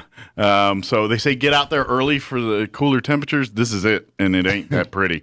But currently 83 degrees. The humidity is at 21%, which that'll probably drop. Winds are, in fact, calm today. We do have the heat advisory. If you needed someone to remind you it was hot, they have done so. Today from noon to 6, heat advisory reminding you that it's hot. 108 today, southeast winds 5 to 10 this morning, 10 to 15 this afternoon. Tonight, clear skies, overnight low of 68. Southwest winds 5 to 15. Friday, 105 and sunny. West winds 5 to 10. Friday night, mostly clear, overnight low of 69. Saturday, not much better, sunny, 105. North winds 10 to 15. Sunday, sunny, 104. Monday, sunny, 105. But I think Monday's our last 100 day for a couple days at least, because Tuesday, we're down to 97. And Wednesday, we're down to 96. Bring out the sweaters. And they even threw in a 20% chance of rain Tuesday night and maybe into Wednesday there. So we'll see. We'll see. They're probably all gone by the time we get to Monday, but we'll see. It is 13 minutes after 8 o'clock. Let's go ahead and take a 4-minute commercial break. Bingo. And then on the other side, Mayor Dennis Gittai. That's not me doing the impression. That's him. And the real thing. The real McCoy. And, no, Gittai. Or the McGillicuddy. The real McGillicuddy. There you go. Mayor will join us here. We'll talk all about City Council on the other side. Don't go away. Jesus tells a story about two men who went to the temple to pray. The two men were quite different. In fact, they were exact opposites. One was the prototype religious person. He was a visible leader. He was proud of his heritage. He thought he was more righteous than anybody else. The other man was a sinner. Little is known about the sinner except that he understood his problem. Jesus tells us that one man went home justified before God. It's interesting that the one who went home justified was the begging, repentant sinner. The one who seems condemned was more interested in pointing out other sins and clarifying to God his greatness rather than taking a close look at himself. So which person are you? So often we are the self-righteous one. Our actions and attitudes reflect this message. God, you're lucky to have me. The sinner, on the other hand, understands something important. Mercy is not something earned, it's something begged for. In the end, we're made righteous, not by our own good deeds, but by the mercy of our great God. Join us at the Country Club Road Church of Christ for worship at 10 a.m. on Sunday, located on the corner of Country Club and Washington in Roswell. You've slouched on it. You've slept on it. You've sheltered in place on it until it's worn out. Now it's time for new furniture from Glenn's. Like a breath of fresh air, Glenn's will brighten your home with beautiful new furniture you'll be proud of for years to come. And at Glenn's, everything is ready for immediate delivery. So reopen your life and refresh your home with a trip to Glenn's Furniture at the corner of Union and Alameda, where delivery is free since 1953. So, here we are, smack dab in the middle of Tailgate Nation with a whole summer of fun and adventure in front of us. And here at the Tailgate Nation, Roswell Ford is making it easier than ever for you to trade up during our used car extravaganza. Roswell Ford has the largest selection of pre-owned vehicles in southeastern New Mexico, with quality cars and trucks starting at just $5,000. And because demand has never been higher, your trade-in has never been worth more. So if you're upside down, this is the time for you to get back on your feet. We're talking premium, hard-to-find vehicles like Raptor, High Country, Camaro, and Charger. Each one passed a rigorous 139-point inspection. And Roswell Ford gives you a 3-day money-back guarantee so you can buy without being shy. Tailgate Nation is calling, so saddle up, partner. Let's hit the road with a fresh new ride. It's the used car extravaganza at Roswell Ford, the Tailgate Nation at the corner of 9th and Main. Sure, you can inspect your own roof, get out that rickety ladder, crawl around up there and try to spot the problem until... Or you can call the experts at Do Right Roofing. Do Right Roofing has quality products for any type of roof. They can even install seamless gutters. Do Right Roofing will inspect your roof and give you a free estimate fast. Keep your feet on the ground. Call Do Right Roofing today. 575-623-2273. Let Do Right do your roof right. Find them fast in names and numbers. A good night's sleep is so important. Did you know that proper sleep supports a healthy heart, decreases chances of weight gain, and boosts a positive mood? Hi, this is Dr. Sarah Usher with Carabelli Dental. It doesn't matter your age, sleeping issues can make any of us reach for that all-day cup of coffee. If you know you are not sleeping because of severe snoring or sleep apnea, come visit us. We can make you a small oral appliance that will help you sleep better and live better. Come see the team at Carabelli Dental at the corner of 9th and Main in Roswell, or call 622-4455. As the school year comes to an end and COVID restrictions start to ease, don't lose sight of the lessons learned. Cover your cough, positive personal hygiene, respect one another, show and tell others you love them. Fiscal and social responsibility are great ways to show your love. This is Damon Graham, your local New York Life agent. I can help you show your love to others. Call me at 575-623-0803 so we can determine how you best can show your love. Expect to be blessed. Here's a Mornings with Mike Winters fun fact. Elephants use these skin folds on their bodies to crush mosquitoes. Mike Winters uses his to hide M&Ms. Here's Mike Winters. That's very true. Oh, I my God. I got a couple here right now. No, don't go there. They're the chocolate ones. TMI. Well, they melt in your mouth, not in your hands or your crevices. No, I don't want to know. As it turns out. Good morning. It is 18 minutes after 8 o'clock, and joining us in studio this morning, officially now. Official capacity. Mayor. Sit up straight, Dennis. That's right. You get the trumpets and the whole thing.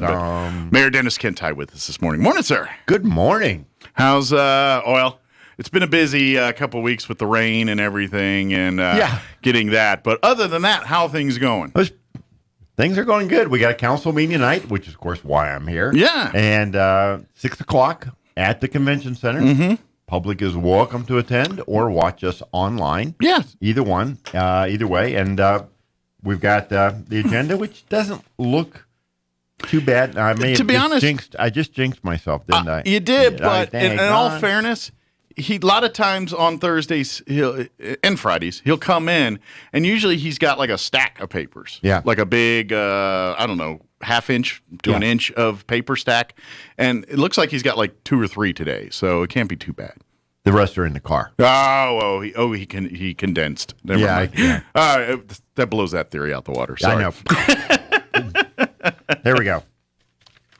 So, I guess let's talk about tonight first, and then maybe we'll get into what's going on with the South End and what's being done or not done in that situation there. Yes. But tonight is City Council, as the mayor said, 6 p.m.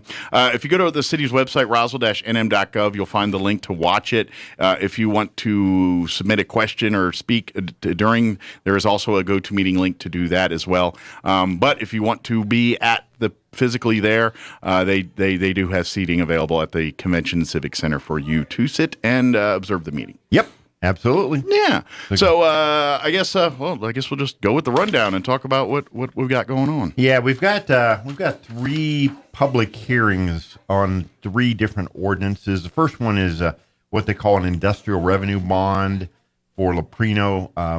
The plan out there is using this fund. It's kind of a complex, in the weeds kind of funding mechanism. There's no expenditure by the city, but it allows them to get a little bit of a tax break, but they commit to making contributions to the school district, to the county, and to the city. Gotcha. So they hey, we're investing back in the community through different ways. And Leprino's actually been in discussions with us about a major attraction at the zoo that they would contribute seriously to, dealing with dinosaurs. No, dealing with the whole animal agriculture.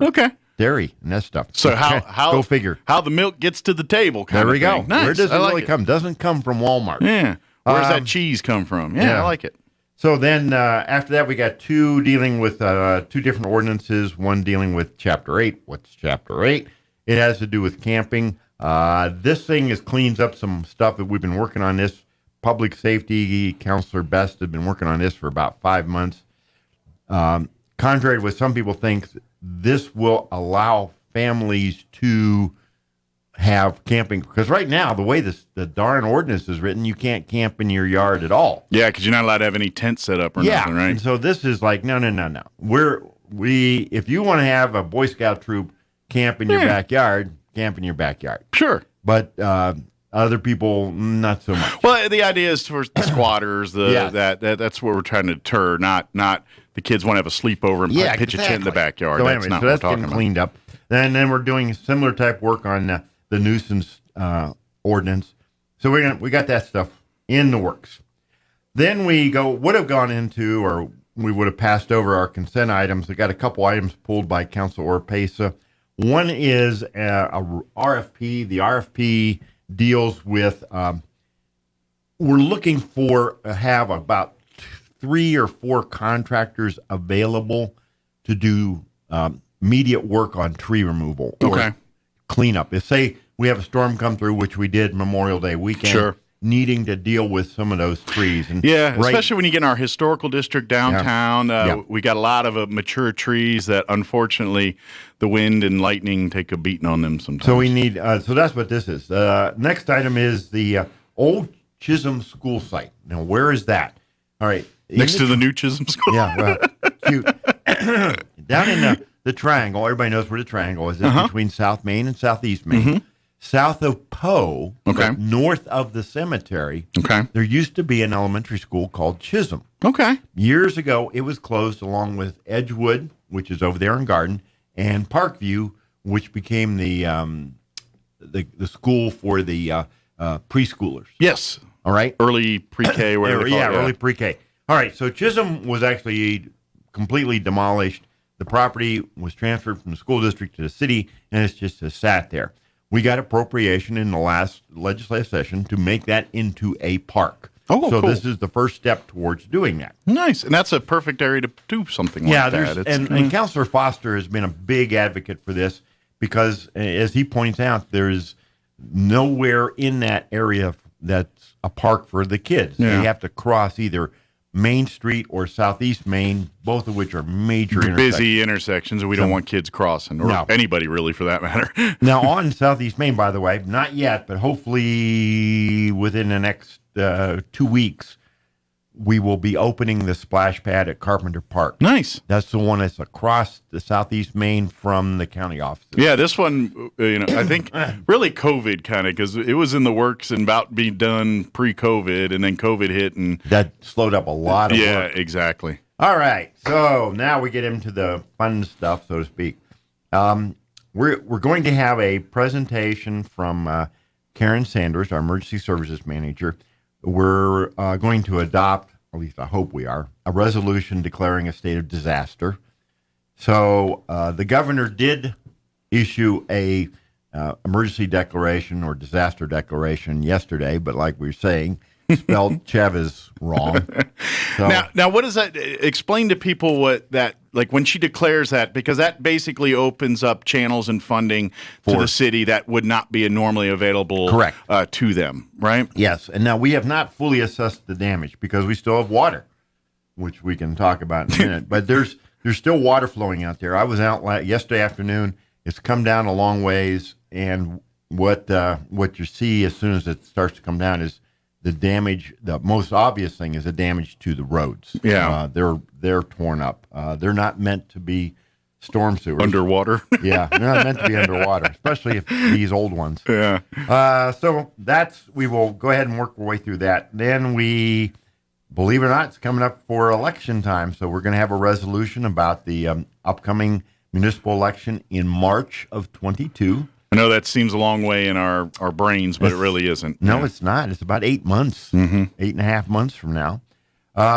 Then we have another resolution dealing with the last year's audit. We had a presentation last month where the audit was presented to us. Now we will have staff explaining what we are doing as a result of the audit. Gotcha. So a few things we're tweaking. The results of the information that was gained from the audit. So that'll be kind of a snoozer. Sorry. Well, it's one of those things that it's a snoozer when you do it right. Mm-hmm. When you don't do it right, it's not a snoozer. then the wheels come off. Yeah. Next up is the disposal of some surplus property. We're getting into this routine now. We're trying to get rid of the stuff we've got stacked up for years. So these require a council action. So we're going to go through this. We'll continue doing this for quite a while. Following that, we will have two of our what we call authorization to advertise for a future public hearing. Okay. One's going to deal with building codes, and another one on the actual election code. Remember, we're doing a resolution designating polling locations for the municipal election, but then we have to update our election code. It's once again kind of in the weed stuff. And just a quick question, yes. And maybe not really a quick answer, but how is this all with the redistricting and all that? How is this all coming into play on that? Excellent question. Because we still haven't even gotten the numbers and everything yet, have we? I mean, how are they going to do all this?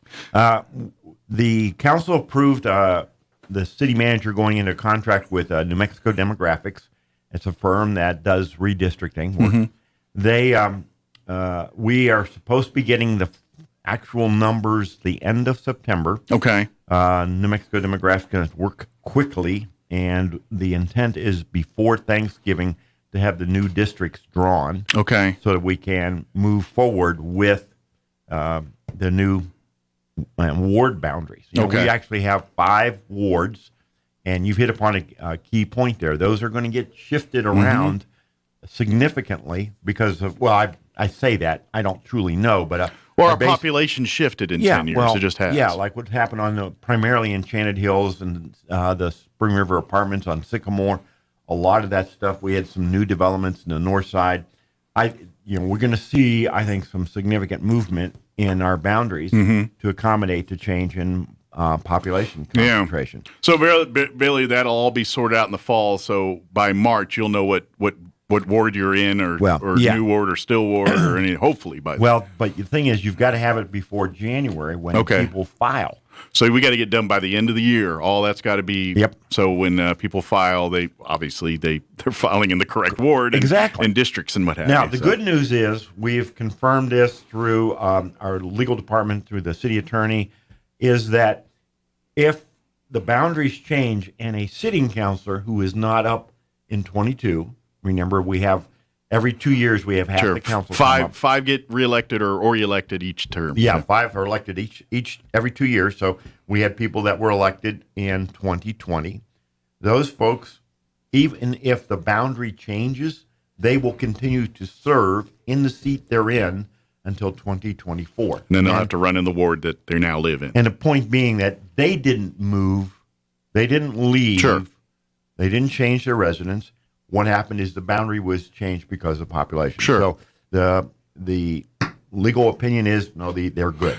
Yeah, and it makes sense, and that's okay because the city council makes decisions for the city as a whole. It's not like, you know what I mean? It's not like they say, oh, well, we're just applying that to Ward 5, not Ward 4 or Ward 3. You know what I mean? So it's not that big a deal for an interim time like that. And you're still representing the same people because, like you said, the councilor didn't move. The neighbors are the same. Everything. It's just the imaginary lines moved around a little bit here. So now the final item is a policy approval dealing with fire hydrant meters. What are you talking about? So this is an interesting little tidbit. You probably, if you look around town, you're going to see construction sites, and often they need water, like to keep down the dust and whatnot. So they'll go out there and they'll have the water trucks. Those water trucks will be loaded from a fire hydrant. Gotcha. But this is not fighting a fire. This is doing construction work. Sure. So you actually buy that water from the city. Okay. So this is the policy where you put on believe it or not, it's a temporary meter that comes from the water department. Goes on, hooks up a short hose, and then you load it up, and the rates are what's going to be in this. Gotcha. So basically, policy. the construction companies can use the fire hydrant as, in essence, a filling station, like a gas water. station. Yeah. So instead of this is water, and then they go about their day, and then they get billed at the end of the month based on the meter. And this is something we've been doing for decades, but now we are doing a formal policy adoption by the governing body. Gotcha. So, it's one of these ongoing efforts to clean up and get everything really done right. And it makes sense because, in case you haven't noticed, when they open a fire hydrant, that's pressurized water, which means that it fills up those tankers a lot quicker than some guy with a garden hose throwing it over the back. That's right. That's for sure. So, all in all, interesting in some ways, tedious in others. We will see how it plays out. Yeah. We have a capacity to get bogged down on certain things. We'll see. Now, we're not going to have a wrap up tomorrow because we're going to be doing we're going to be in Artesia and things, and I'm not driving to Artesia at 6:30 in the morning. He is not. So he's going to join us on Monday in the 8 o'clock hour, and we'll recap everything. Of course, you can participate and witness it for yourself. Yes, and then wait till Monday to hear what we have to say about it. But what we know about it. Yeah, right. but I do want to let's talk a little bit more about what's going on in the South End, just to give people a kind of in the loop on what's going on. Because people sit there, it's like, dude, it's been a week. Why was there still standing water? What is going on here? It's a whole lot. This is where red tape can be a real pain in the tail. But at the same time, it's needed because of, unfortunately, it's one of those things where red tape bites us in the butt. Yes. And so a little bit of background. About 12 miles west of Roswell is something called the Two Rivers Reservoir. Don't grab your fishing equipment and head out there. There is no water normally in Two Rivers Reservoir. It is a flood control project that was built around 1962, and it's intended to keep the Hondo River and other streams that come out of the mountains from flooding Roswell. If you talk to the old timers that were here a gazillion years ago, back in the 30s, 40s, and 50s, there was serious flooding when there would be serious rains. So, what's this comprised of? There's 2 dams out there, actually, earth dams. Okay. The north one is called the Diamond A Dam, and that one actually empties directly into the Hondo River. Okay. It has a valve on it so it can control how much comes out, and you can shut it down, open it up. Anyway, just south of that, a few miles, is Rocky Dam. Now, the waters will back up behind these two dams, and enough water flows down, they will actually connect. So okay. The waters will come together, but after a certain drop in levels, then they're two separate entities. The Rocky Dam is, like I said, just south of the Diamond A. It does not have controls on its outflow. There's no way to restrict it. Either water's going in or it's not. The Rocky Dam empties into what's called the Rocky Arroyo. Okay. Now, the Rocky Arroyo and the Hondo River parallel each other, heading east towards Roswell. They're separated by a mile or so, and they meander towards Roswell. About 3 miles west of the airport runway, the Rocky and the Hondo come together. Okay. And turn due north. So the Hondo, now it's just the Hondo, flows north a few miles and then starts to angle in towards the city. Okay. In that area where it goes due north, about a quarter to a half mile to the east is a berm that was built by the Chaves County Flood Commission a couple decades ago. It's about 5 feet high, and at the top it's about 5 feet wide. So what happened? The water really built up in the Rocky Reservoir and came charging down. For reasons that have still not been explained to me, others may know and understand, the flow from the Rocky Arroyo did not and is not going directly into the Hondo. What's impeding it or what's blocking it, I don't know. I shouldn't say we, but I do not know. But I've been out there a number of times. I've looked at the aerial photos. Just don't know. Gotcha. Well, as a result, water flowed into this big area that's between the Hondo and that berm that I spoke about. Sometime on Monday, that water became so intense that it flowed over that levee or berm, whatever you want to call it, started to erode the east side, and in at least 2 locations breached the levee. Gotcha. That water continues to flow as of yesterday afternoon at 2:45, because I was out there at the airport then. It's still flowing. Right now, what's been going on is that last Thursday we had a meeting. I say a meeting. Army Corps of Engineers, City of Roswell staff, some folks from Chaves County, the State Department of Homeland Security and Emergency Management came down. We went out to the Two Rivers Dam, and then the Corps of Engineers, the city, and Homeland Security went down to the airport. At that time, it was very vigorous, the flow. Mm-hmm. And what we're seeing is the water really coming into the Hobson Road area. The Hobson Road is the east-west highway road along the north side of the air center. It was basically a river, and it overflowed the bar ditches. The houses on the north side were inundated. Monday, it was so heavy that the water was flowing into the housing at the air center. Burn Street, which is an east-west street on the very north side of the old base housing. I was there, and I will tell you, it was not curb to curb. It was door to door. Wow. One of our city councilors lives out there, Councilor Moore. Went to check on her. She was okay, but she had sandbags at her front door. The water continues to flow to the east. You get across Main Street. There is actually a culvert under Main Street, but it was overwhelmed with the amount of water. Mm-hmm. The water is flowing down bar ditches and into the fields, continues east to the railroad spur. And it started to wash out part of the railroad spur. Oh, wow. Work was done on that over the last few days. The primary water is flowing down the north side of that railroad spur to 285. It goes under 285 and continues east. There's additional water, though, that's coming in these big areas. The old boot scooters area, that area was completely inundated. There's a couple culverts that go under 285. That water was flowing through there into the pecan orchards. Water was flowing into the South Springs River, and there's a housing development down there, South Spring Acres, and nice homes, and none of them from apparently were impacted. All in all, it's been going on since Monday. We believe the levee was breached on Monday.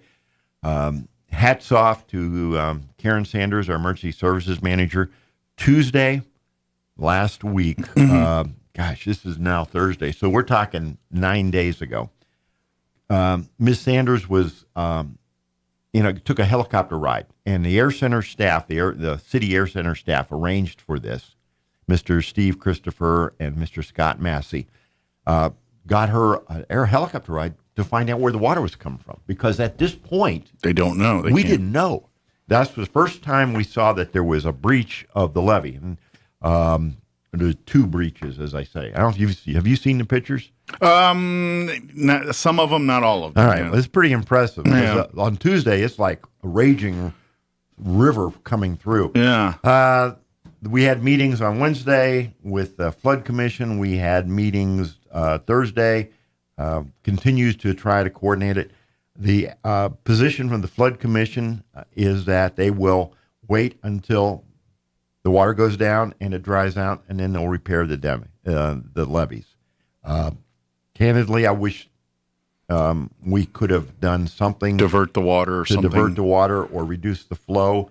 The word I've gotten is that as of noon yesterday, Rocky Dam has dropped so that there's no longer water going in. Okay. But it takes a while for all the water that's already in the system to drain out to the east. As I said, yesterday at 2:45, it was still flowing, nowhere near as severely, but there's still homes. The Walker Post Office is closed, as far as I know. That's been closed for a week now here. I think. It is bad, and it's still, but hopefully this water, I guess this dry spell is probably helpful in some of this here. Yes. These 105 and 108s definitely help evaporate water a lot quicker. They do, which is in some ways kind of a sad thing, because we'd rather have the water go to can we Pecos.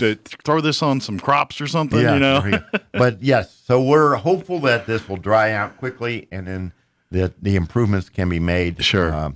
But it's been an interesting, I'll tell you what, 10 days. Sure. It's been amazing. I've been out on Hobson Road more times than I care to think about. You got a very intimate time with I want you to know I've pushed my luck in the RAV4.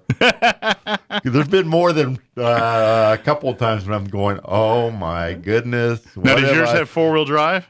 Yeah, but it ain't a pickup. I used to own a RAV4 that did not have four-wheel drive, and it was great to drive around in, but you had any kind of rough road, that thing would get stuck every time. Well, and we had, interestingly enough, we had a meeting with the RISD on Wednesday of last week, so it's been 8 days ago. I haven't had a chance to follow up with the superintendent to find out what they finally ended up doing, but there was real concern then about, it's just 2 days of school were left, but Sunset and University High being able to get the buses into and out of. You could get to the Air Center without going through any water if you went down Southeast Main and then came in off of Hobson Drive 285. The loop around, basically. Yeah, okay. So that way you could do it, but that was a lot further. The roads that going into Sunset were dicey. Charleston, which is the East Grand Plains on the west side of 285. I never tried that. I was, that intimidated me because it looked like so much water. And hopefully people heeded that. And we always tell people, if you see running water across the road, don't drive across it. Oh, no. Yeah, exactly. And of course I say that. And here's the mayor. Well, because I got to go there. I got to go see it, right? It's like, oh my gosh, what kind of, it's like, the male mind is incredibly capable of doing stupid stuff. That's why we get married. That's the only reason why. I think some guys, that's the only reason why they get married is just to keep them out of trouble. They live to an older age. They got somebody to be their adult just supervision. to tell them to say no, don't do that. That's not so. I actually took Carol out there Sunday. We went down to look at it, and she stopped me from going on. No, you're not going down that road. And she was right. You know, she was spot on. But, but you, in your head, you're like, I could have made it. I know you were in the head. I could have made it. I got to go see this. I got to see what's going on. It's like, oh my gosh. Oh my gosh.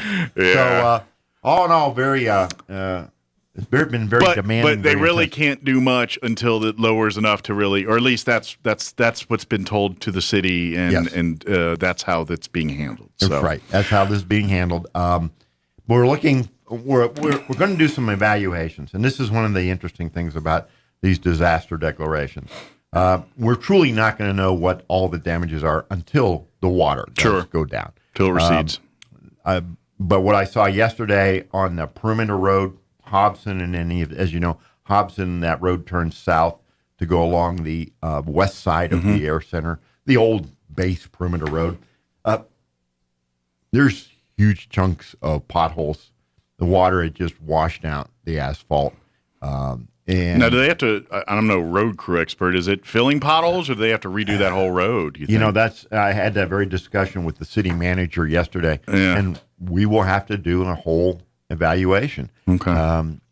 His suspicion is that it's going to need some major work because it's really a function of how well was the road built in the first place. And I hate to say it, but that road was originally built during the Second World War, when they were focusing on other things, and they needed to have a perimeter road. So the quality of the road, it was built for speed, not for comfort. Right. Now, we did a lot of work.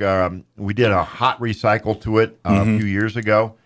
If I remember right, that went all the way. I knew it was on the east side, YO Road, but I'm not sure it went around to this side. But that's all impacted. Central Control is on Hobson. Now, what's Central Control? Central Control is where our water department folks man it 24 hours a day, 365 days a year. They oversee our water pumps, our water system, to make sure you have water for your sink, for your toilet at 3 o'clock in the morning. Gotcha. And they make sure it's running all the time. And if somebody spots a water leak, saying we have them, it happens. We had one out here in front of the Carnegie Library. Remember that about 4 years ago? Yeah. And that was like doozy. Yeah, it was like, bam, all of a sudden. Well, the calls go into Central Control. Central Control has a whole way of alerting the repair crews, and that way those guys are out at 4:30 in the morning already working on it. So they're just there keeping tabs on everything, and they get a bell or alarm saying something's wrong, they respond. Well, on Monday, Memorial Day, it was so bad, they shut down Central Control and evacuated it. Wow. For about 5 hours, our folks were manually operating the water pumps for the city. Wow. From remote locations. And hats off to the water crews. They did a great job. The deputy city manager, Mike Matthews, spent an incredible amount of time out there on Sunday, Monday, Tuesday. Mike was just out there all the time. We've got really good people, committed people to this city, and I will be a broken record here. My hat's off to Deputy City Manager Mike Matthews and Emergency Management Supervisor Karen Sanders.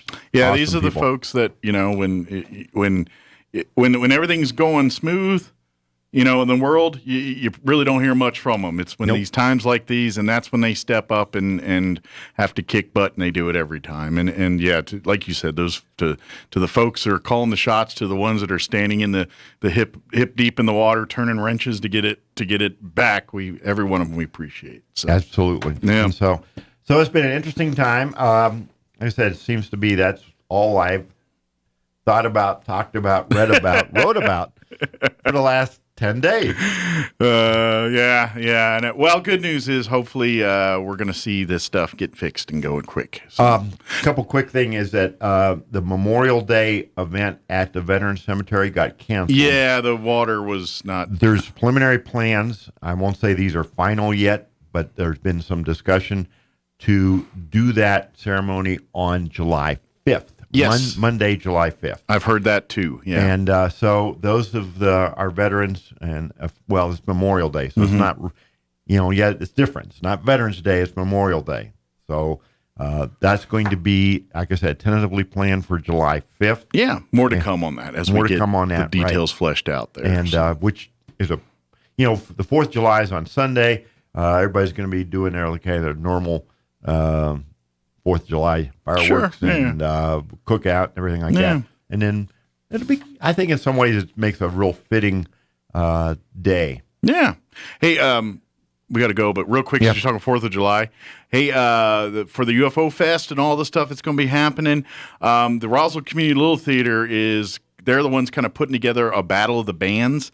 And if you want to get in on this, the winner of the battle of the bands gets to open for Shovel Shepherd at the UFO Fest on the 2nd. So go to roswelllittletheater.org. Yep. Or .com. I'm sorry, roswelltheater.com, I think it is. And you go there and you can learn more, get all the details, information, register, and get your videos up and all that. But you got to get it in by next week, by next Wednesday, the 15th or something. So, the Roswell Theater website, go there, or their Facebook, and then who knows, maybe your band's opening for Shovel Shepherd on UFO Festival there. We're excited about getting the UFO Festival back, and we're looking forward to it. So. Yeah, Yay. Absolutely. Good deal. Well, thank you, sir. Absolutely. Again, we will talk to the mayor on Monday morning, 8:15. Flag Day.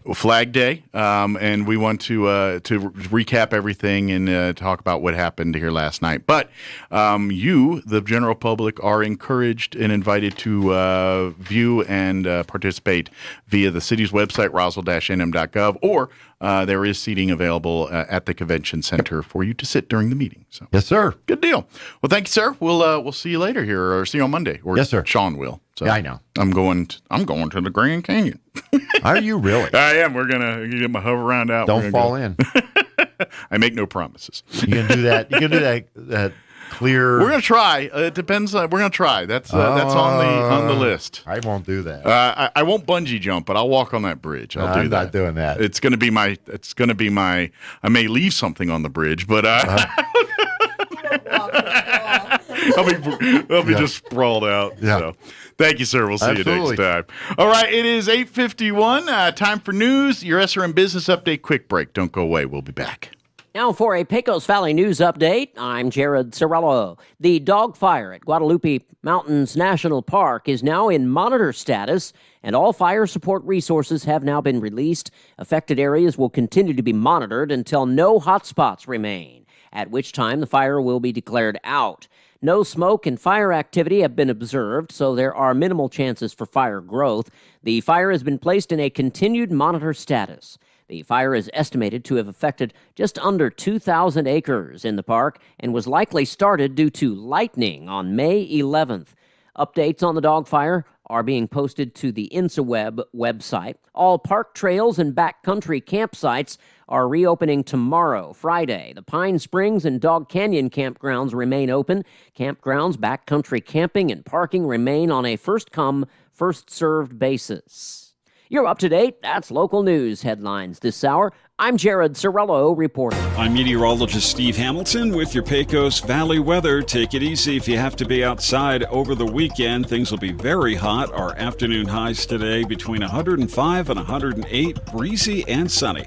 Overnight will be clear. We'll be in the upper 60s, and then about the same for tomorrow, 105 to 108 and sunny. Sunshine on Saturday, and our high going up to 104, and then about 102, and sunny Sunday. That's your latest forecast. I'm meteorologist Steve Hamilton.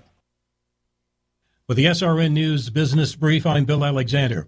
More than 36 business owners in the Fells Point area of Baltimore are threatening to withhold tax and permit payments if Baltimore officials don't restore basic and essential municipal services.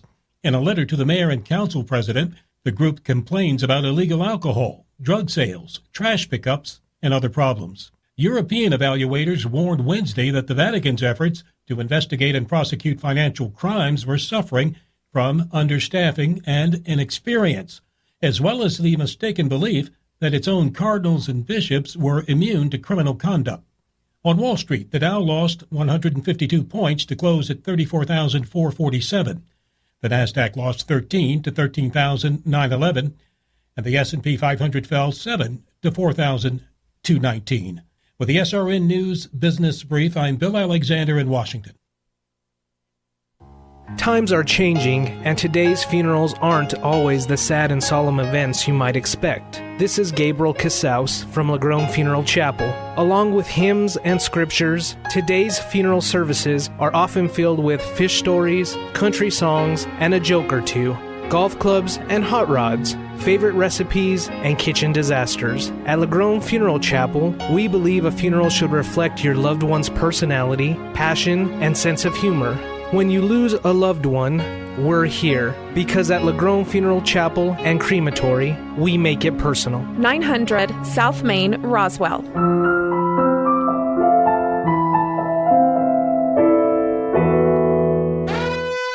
Ladies and gentlemen, So Easy Sewing finally has our most popular sewing machines and sergers back in stock. We have the Zest, our entry-level machine, on sale for $149. We have the Amazing Jazz 2, which boasts a 12-inch throat, on sale for $7.99, and our number one selling Verve sewing embroidery combo machine on sale for $9.99. All machines include lifetime instruction on the use of the machine. Hurry in to 200 East College Boulevard in Roswell to claim your new machine before they're gone. So Easy Sewing. You've never had it so easy.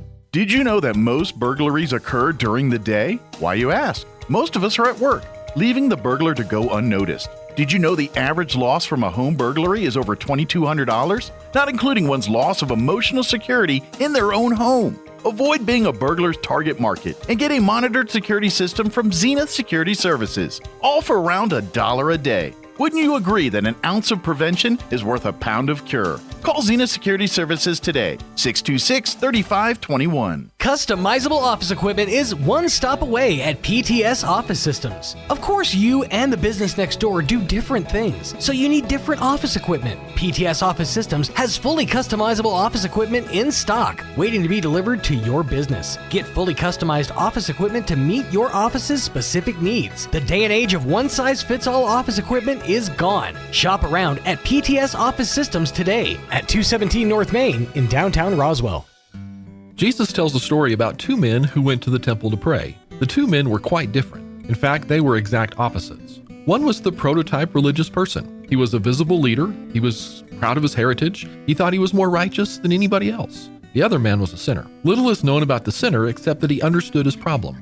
Jesus tells us that one man went home justified before God. It's interesting that the one who went home justified was the begging, repentant sinner. The one who seems condemned was more interested in pointing out other sins and clarifying to God his greatness rather than taking a close look at himself. So which person are you? So often we are the self-righteous one. Our actions and attitudes reflect this message. God, you're lucky to have me. The sinner, on the other hand, understands something important. Mercy is not something earned, it's something begged for. In the end, we are made righteous, not by our own good deeds, but by the mercy of our great God. Join us at the Country Club Road Church of Christ for worship at 10 a.m. on Sunday, located on the corner of Country Club and Washington in Roswell. Clay Travis. We are going to represent what Rush always represented, which is the full fruition of American freedom. Buck Sexton. There is nothing that has ever been comparable to being at that golden mic. Clay Travis and Buck Sexton, inspired by Rush. You'll hear them both right here on this station at this time, starting Monday after Father's Day weekend. Here's a Mornings with Mike Winters fun fact. U-Haul is the world's largest advertiser in the Yellow Pages. Too bad millennials don't know what the Yellow Pages are. Here's Mike Winters. And good morning. It is 8:58. Yeah, beginning the 21st, day after Father's Day, we'll have Clay Travis and Buck Sexton show beginning 10 a.m. Not at this time, like it said there. It'll start in the Rush Limbaugh spot. Invite you to tune in. And I've been checking out some of the promos and stuff, and I think folks will like it. I think it's kind of Gene and I were talking yesterday, And with Clay Travis and his Fox Sports background and stuff, I think people, once they start listening to them, he's going to remind you of kind of old Rush, where he was more comedic in his earlier days and things. I think he's going to bring some of that to the show. Where, of course, with Buck Sexton and his experience, and of course, he's been a long-time fill-in host with Rush. So I think folks are going to dig it, and we'll have it for you beginning 21st of June. All right, we're going to pause for some news. Stay tuned next hour, about 9:15 or so. We're going to have Crystal Noble join us from the Roswell Humane Society, give us an update on pets available for adoption, probably talk about this heat and things to do and not do when you have pets in the heat. And we'll talk all about that next hour. But first, Town Hall News, and we'll be back on the other side of Town Hall News. You're listening to Mornings with Mike Winters, right here on 106.5 at Roswell's Talk FM. We'll be back. Don't go away. Bill Cunningham is now in Roswell on 106.5 FM, KEND Roswell. News this hour from townhall.com. I'm Rich Thomason. From household furnishings, clothing, and airline fares to food, energy, and entertainment, the cost of just about everything rose last month. Up 0.6% from April, the government's consumer price index has risen a total of 5% over the past year. The number of people applying for unemployment continues to drop, falling 9,000 last week to 376,000, marking the sixth straight week of decline. Facing growing criticism over some of the claims he's made about the coronavirus, Dr. Anthony Fauci remains defiant. The government's top infectious disease expert telling MSNBC's Chuck Todd the accusations against him are downright dangerous. A lot of what you're seeing as attacks on me, quite frankly, are attacks on science. Not so, says Senator Tom Cotton. He tweets that Dr. Fauci has lost the confidence of the American people with his repeated evasions, misdirection, and politicized statements. If he won't resign, Joe Biden should fire him. Senator Tim Scott says that roadblocks could hold up passage of a police reform bill by month's end. Senator Scott has said it's June or bust on police reform, noting the Senate plans to turn its attention to infrastructure after the 4th of July break. Scott, the Senate's only black Republican, is running point for the GOP on police reform and says big gaps remain between the bill he supports, the Justice Act, and the Democrats' George Floyd Justice in Policing Act. A major sticking point is the standard for individual liability and criminal lawsuits against police officers. Bob Agnew reporting. Looks like it really is the end of the line for the Keystone Pipeline and the thousands of jobs that go along with it. TC Energy pulling the plug on the project after Canadian officials failed to convince the Biden administration to reverse cancellation of the company's permit. On Wall Street this hour, the Dow is up 55 points, NASDAQ ahead 14. More on these stories at townhall.com. I have a traumatizing childhood memory of an Easter egg hunt. The big hunt was a big deal in our family, and I have this memory of running and excitedly reaching for eggs, only to have my big brother and sister sweep in and steal them at the last second. It's Ryan, and unfortunately, this is a traumatizing reality our Faith and Family Mortgage team is seeing from families across the country. Families are finding their dream home, only to have it pulled away by another hunter at the last second. At United Faith Mortgage, we unfortunately cannot scare off the other hunters, but we can very quickly get you pre-approved and make it look as good as possible to sellers. And then, once you do grab that Easter egg, see our story and read how our direct lender advantage can often save your family monthly and lifelong money at UnitedFaithMortgage.com.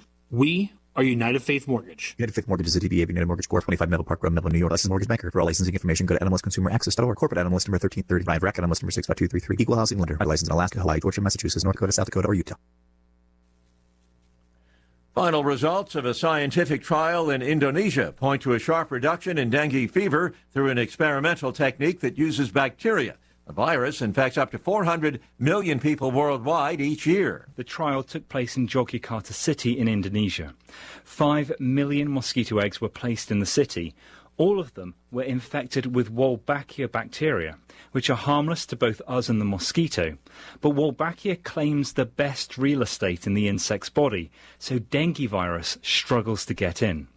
The results in the New England Journal of Medicine show cases fell by 77% and the numbers needing hospital treatment by 86%. The BBC's James Gallagher. China's Ministry of Commerce says the U.S. move to revoke the Trump administration's executive orders intended to ban apps like TikTok and WeChat is a positive step. News and analysis at townhall.com. North Carolina state senators set to consider a proposal next week that would bar women from getting abortions on the basis of their baby's race, sex, or a prenatal diagnosis of Down syndrome. If the Senate approves the proposal, it would head to Democratic Governor Roy Cooper, who is unlikely to sign it as he has rejected previous efforts to restrict a woman's access to an abortion. Pro-abortion groups fear the plan put forward by Republicans and supported by a handful of Democratic lawmakers would compel pregnant women to carry a child to birth and curb their ability to have open conversations with their doctors. Pro-life groups say the plan promotes equality by eliminating a modern-day form of eugenics that has reduced the population of people with disabilities. Bernie Bennett reporting. The world's largest meat processing firm, Brazilian-based JBS, now says it did pay the equivalent of $11 million to the hackers who had breached the company's computer systems. And on Wall Street, the Dow up 79 points. More on these stories at townhall.com.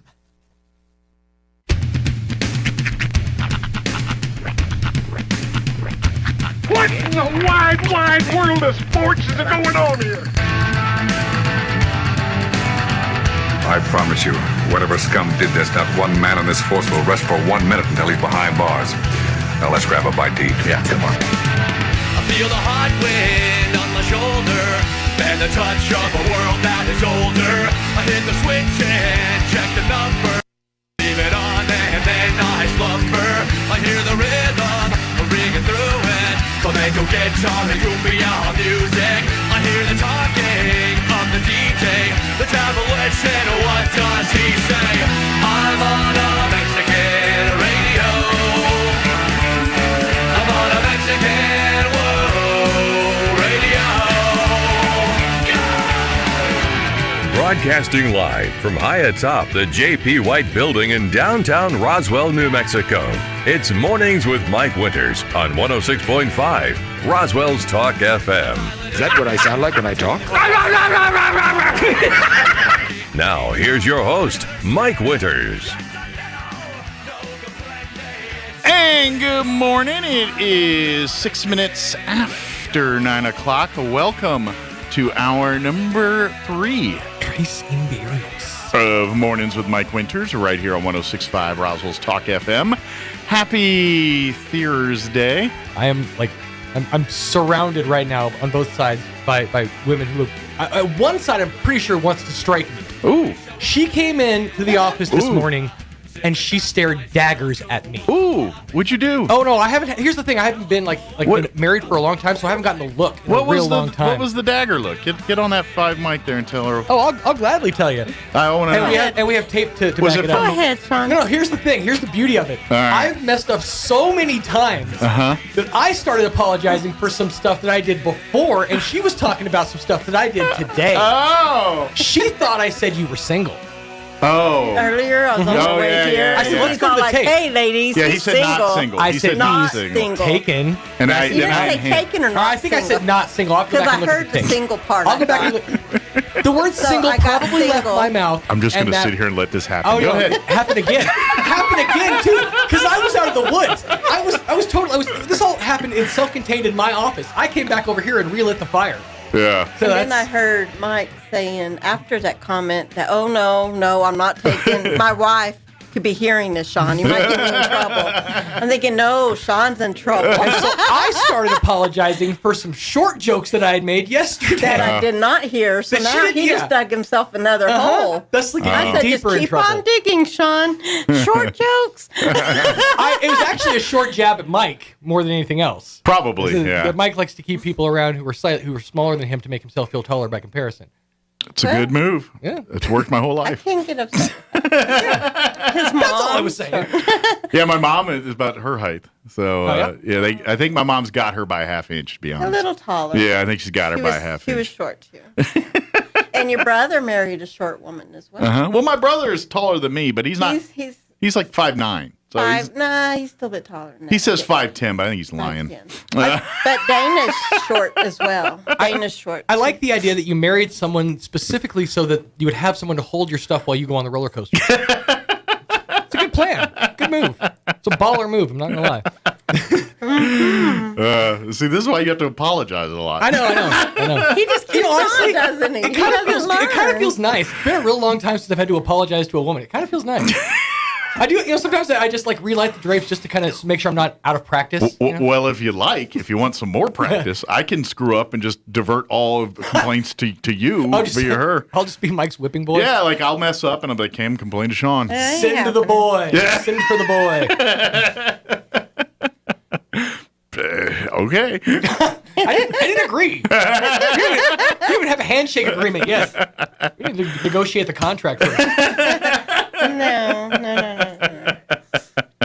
You gotta imagine spit shakes are probably a thing of the past now that we're post. Oh yeah, COVID. Yeah. Sorry. In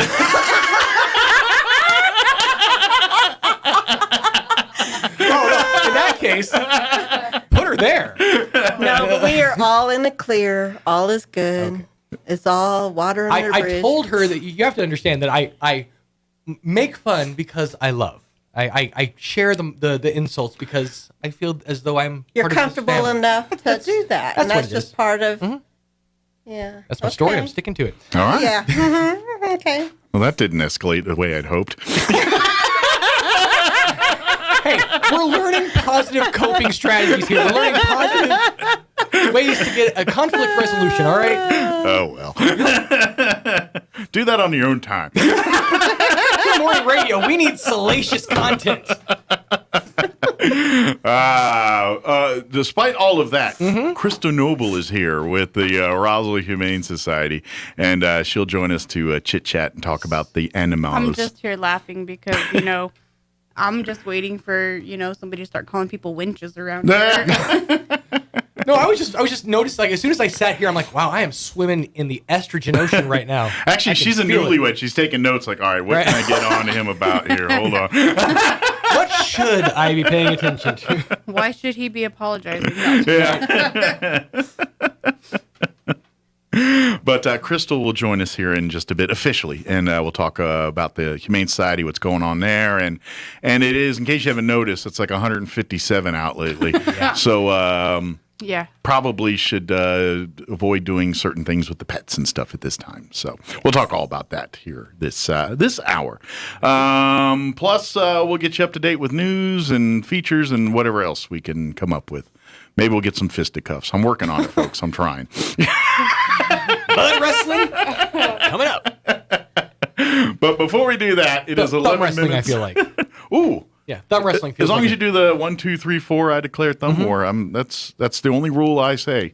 Other than that, there are no rules. There are no rules in this thumb dojo. So my fingernails can dig into you and make you release. Yeah, but to say, I just looked over. I'm not thumb wrestling Crystal. She's got vipers on the end of those thumbs.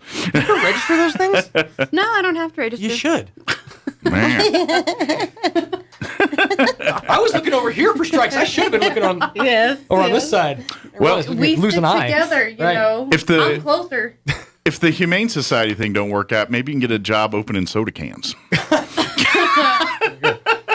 Surprisingly, giving out scritches, Yeah. I have no problems opening cans or bottles or anything like that, and everybody just looks at me. I'm like, what? I think it would be an advantage because you can get that nail right up under there. Yeah, I know it hurts when you do your nail under. Oh. Yeah. Because it pulls your actual real nail back. Oh. Yeah. Oh, those are. Oh, yeah. Of course they're not. Yeah, you don't go under. You know how much long it take to grow nails to look like that? That's why I go get them done. Yeah. You'd have to be like those Guinness World Record people that literally do nothing because their hands are just nails. That lady that's got the curl, curl, and curl, and curl, and curl. Why would you want? I mean, the notoriety for a minute is great, but to deal with the rest of your life like that, why would you want to do that? How do you wipe? For the story. How do you do anything? Well, that's why those nails look like they do. Yeah. No, like, how do you Actually, wipe? No, bidet. There should be blood. Maybe she has a bidet. I'm going to assume like a stick. Is there a rag on a stick? Toilet brush. I think if you can afford to do that kind of work on your nails, because I imagine it's not cheap, maybe you can afford a bidet. Oh, yeah. Probably. Yeah. But, thought? That's gross. I want to see her at a hamburger. All right, it is 13 minutes after 9 o'clock. Here's your weather. I'm meteorologist Steve Hamilton with your Pecos Valley weather. Take it easy if you have to be outside over the weekend. Things will be very hot. Our afternoon highs today between 105 and 108, breezy and sunny. Overnight will be clear. We'll be in the upper 60s, and then about the same for tomorrow, 105 to 108 and sunny. Sunshine on Saturday, and our high going up to 104, and then about 102 and sunny Sunday. That's your latest forecast. I'm meteorologist Steve Hamilton. Thank you, Steve. Currently 85 degrees. At least we're not 90 yet at 9 o'clock in the morning, but 85 here in Roswell. Humidity is at 25%. Winds are out of the north at 6 miles per hour. In case you did not realize it's going to be hot today, they have issued a heat advisory between noon and 6 p.m. today to warn you and remind you to, be careful out there, not stay out there too long. Plenty of fluids, all that good stuff. But that'll be today and tomorrow, actually. They're going to issue another heat advisory between noon and 6 tomorrow as well, because it's going to be hot tomorrow, too. But high today, 108 under sunny skies. Winds will be out of the south 5 to 10 this morning, 10 to 15 this afternoon. Tonight, mostly clear with an overnight low of 68. Southwest winds 5 to 15 miles per hour. Friday, sunny, 105 tomorrow with southwest winds 5 to 10 miles per hour. Saturday, sunny, once again, a high of 105. They'll probably issue another heat advisory on Saturday. North winds 10 to 15 miles per hour. Sunday, sunny, hot, 104 for a high. And then Monday, more of the same, sunny, hot, high of 105. But after Monday, I think we dip below the century mark. Tuesday, they're saying a high of 97. There's a rain chance Tuesday night and into Wednesday, 95 for a high on Wednesday. So I think Monday's our last day of the three digits highs, at least for a couple days. We'll see. All right, it is 9:15. Let's take a quick commercial break. And then on the other side, we'll have Crystal Noble join us from the Roswell Humane Society. Don't go away.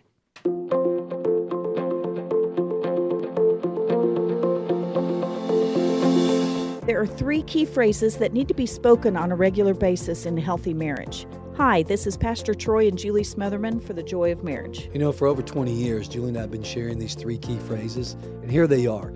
I love you, I'm sorry, and I forgive you. Ephesians 4:32 says, be kind and compassionate to one another, forgiving each other, just as in Christ, God forgave you.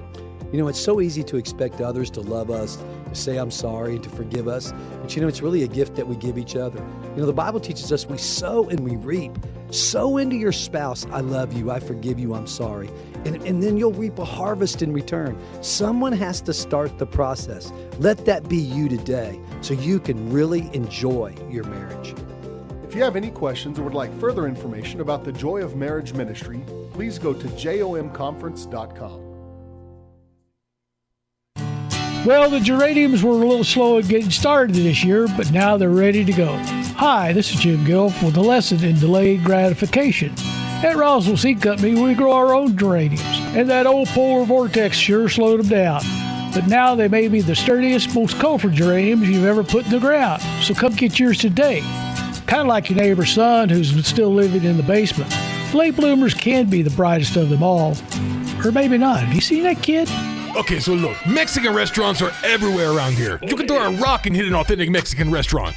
Don't throw rocks. But La Gran Victoria is different. Delicious, authentic, made from scratch family recipes and even a few favorites too, like agua frescas in a variety of flavors. Take advantage of Taco Tuesday, Hamburger Wednesday, and the daily 2-2-2-2 breakfast special with 2 eggs, bacon, sausage, and your choice of potatoes for only $7.49. Open at 8 a.m. for breakfast 7 days a week at the corner of 4th and Richardson. Find them on Facebook too. La Gran Victoria, Roswell's home at the flavor.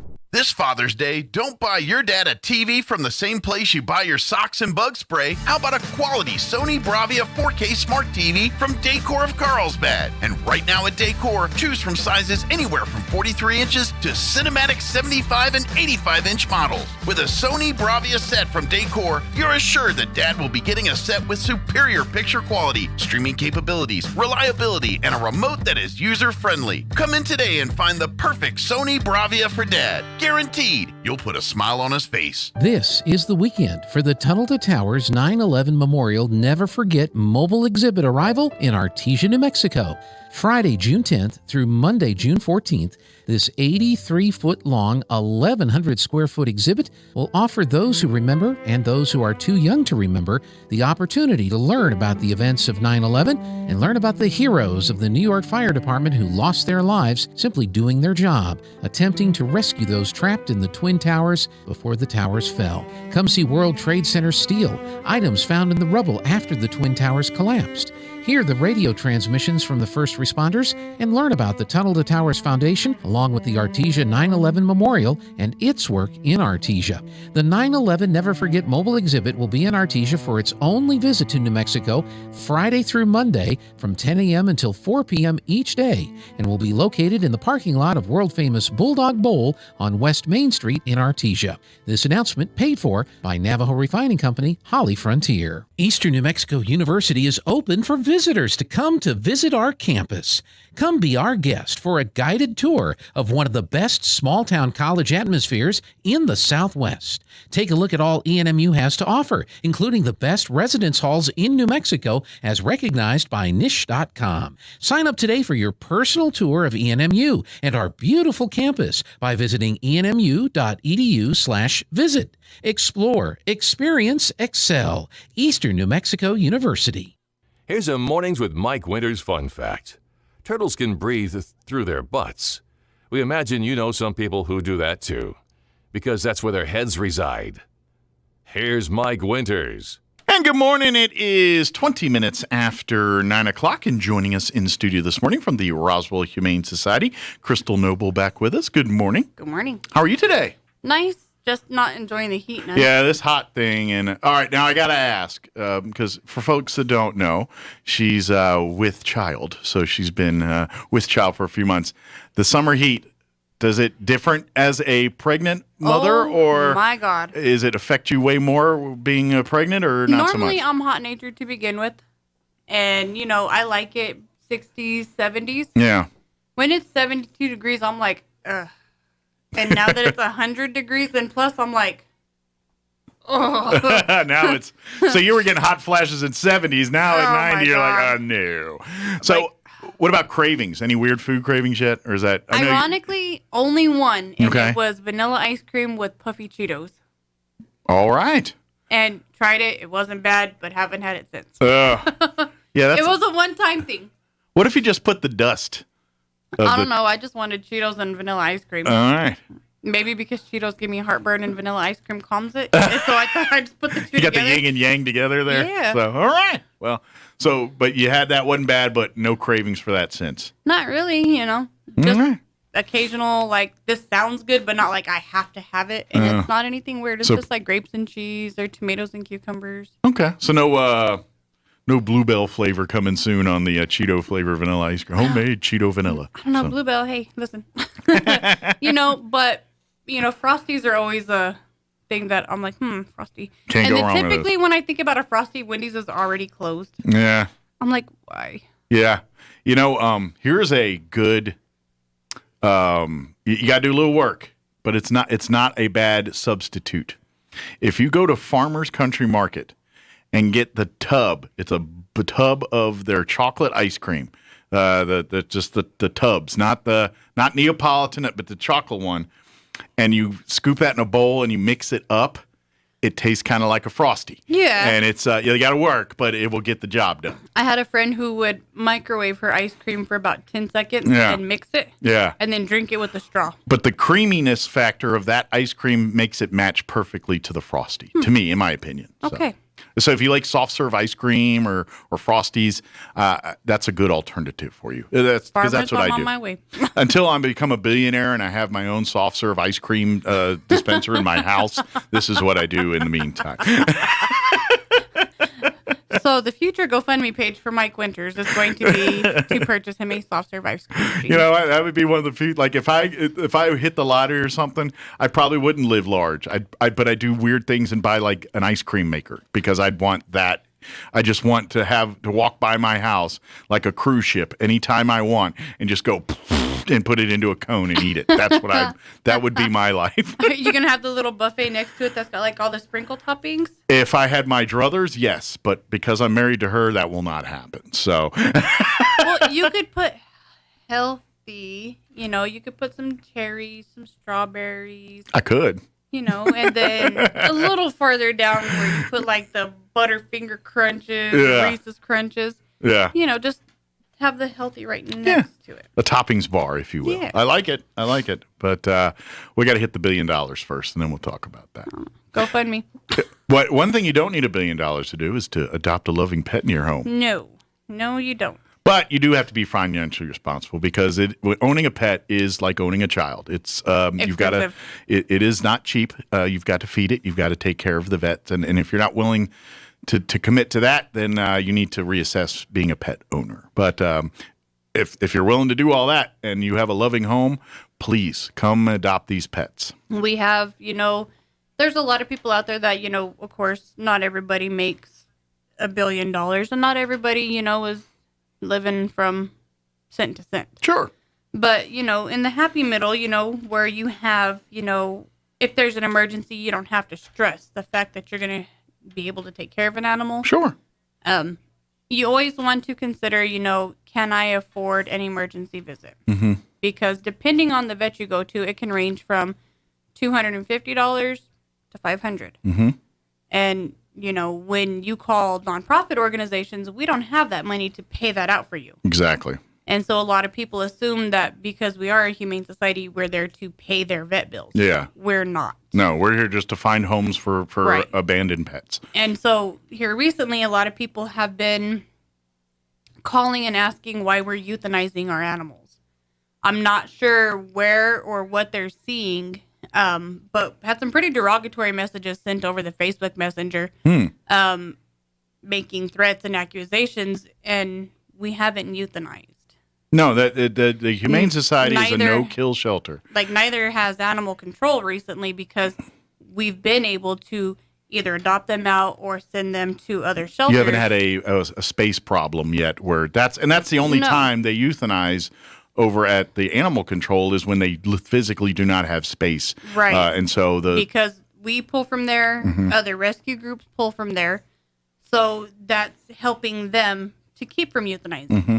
And we have Animal Humane in Albuquerque that helps us to keep from having to euthanize. Typically, when we do have to euthanize, it's a sickness that's not treatable or an aggressive animal that is not handleable that has gone kennel sour.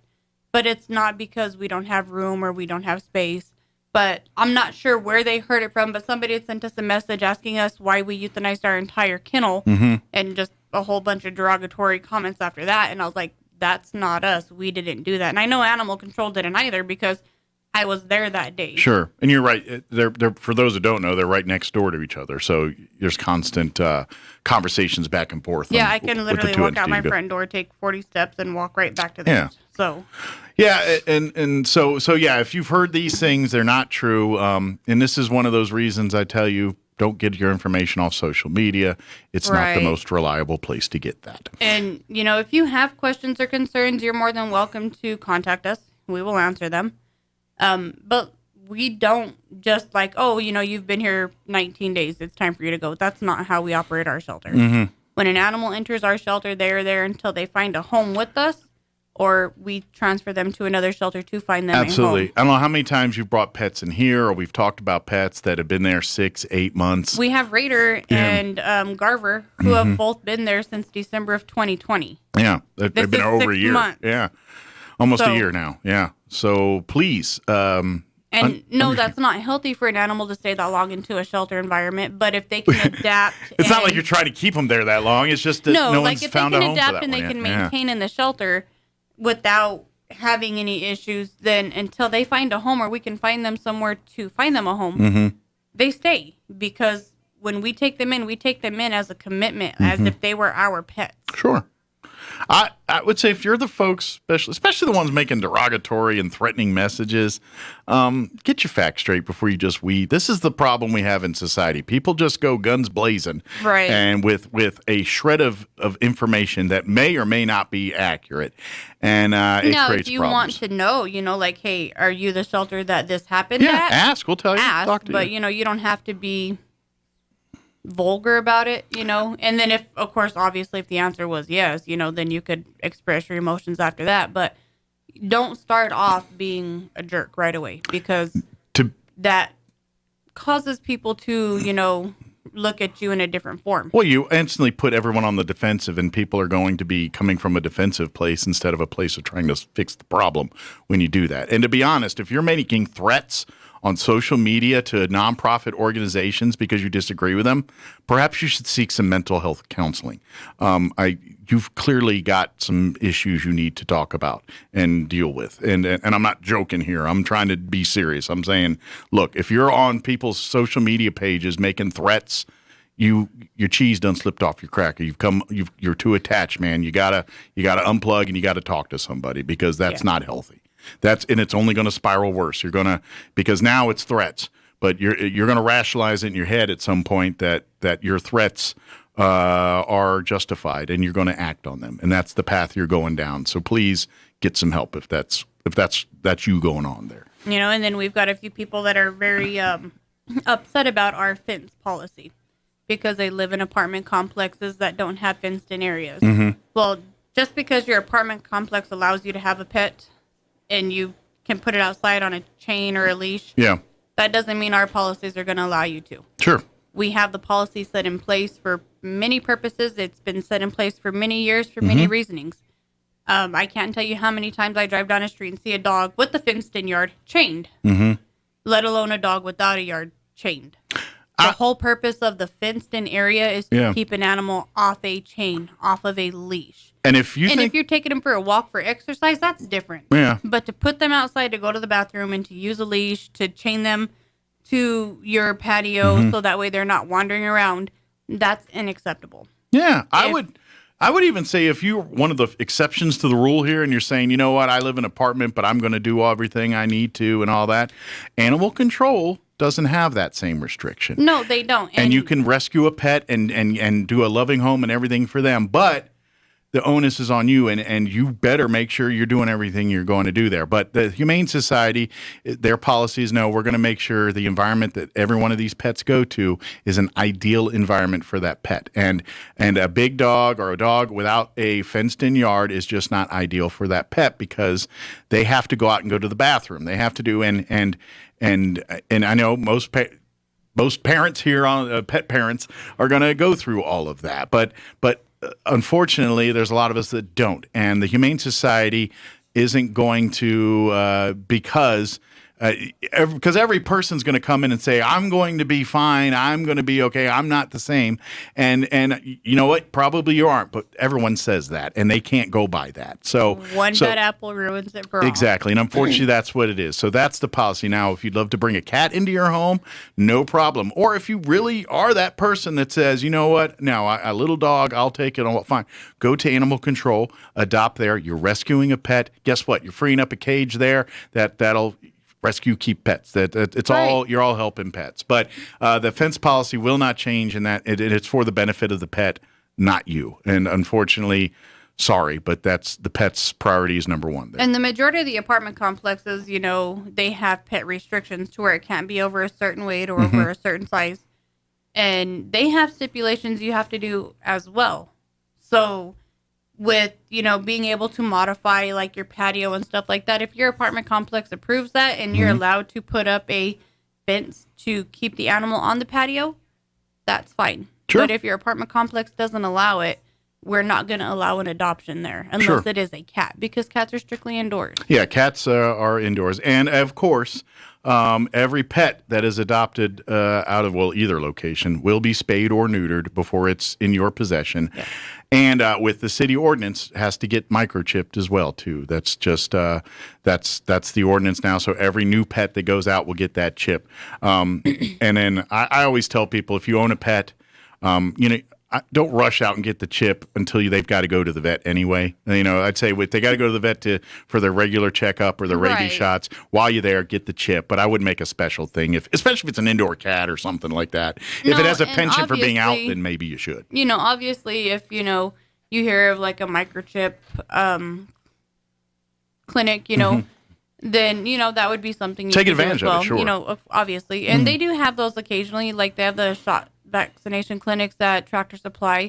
I know they've had a couple of microchip clinics at like Cahoon Park. And I imagine now that we're coming out of COVID, we'll probably see more of those pop Right. up again here too. So, but like to microchip, if your animal is already at home and it doesn't have to go to the vet for anything particular, and your animal stays close to you, then yes, wait until you take it for like its routine vaccinations. Please, I know people get frustrated and upset with some of these policies, but if you come from this place of understanding, maybe it'll help you at least understand why it's there. The Humane Society has created these rules not for the benefit of you, but for the benefit of the pets that they're trying to adopt. All these rules are not in place to make it easier for you. They're in place to make sure that these pets go to a safe, fun home environment, a good environment, and these are the rules in place. So it's not there to try to frustrate you or to deter you from getting a pet.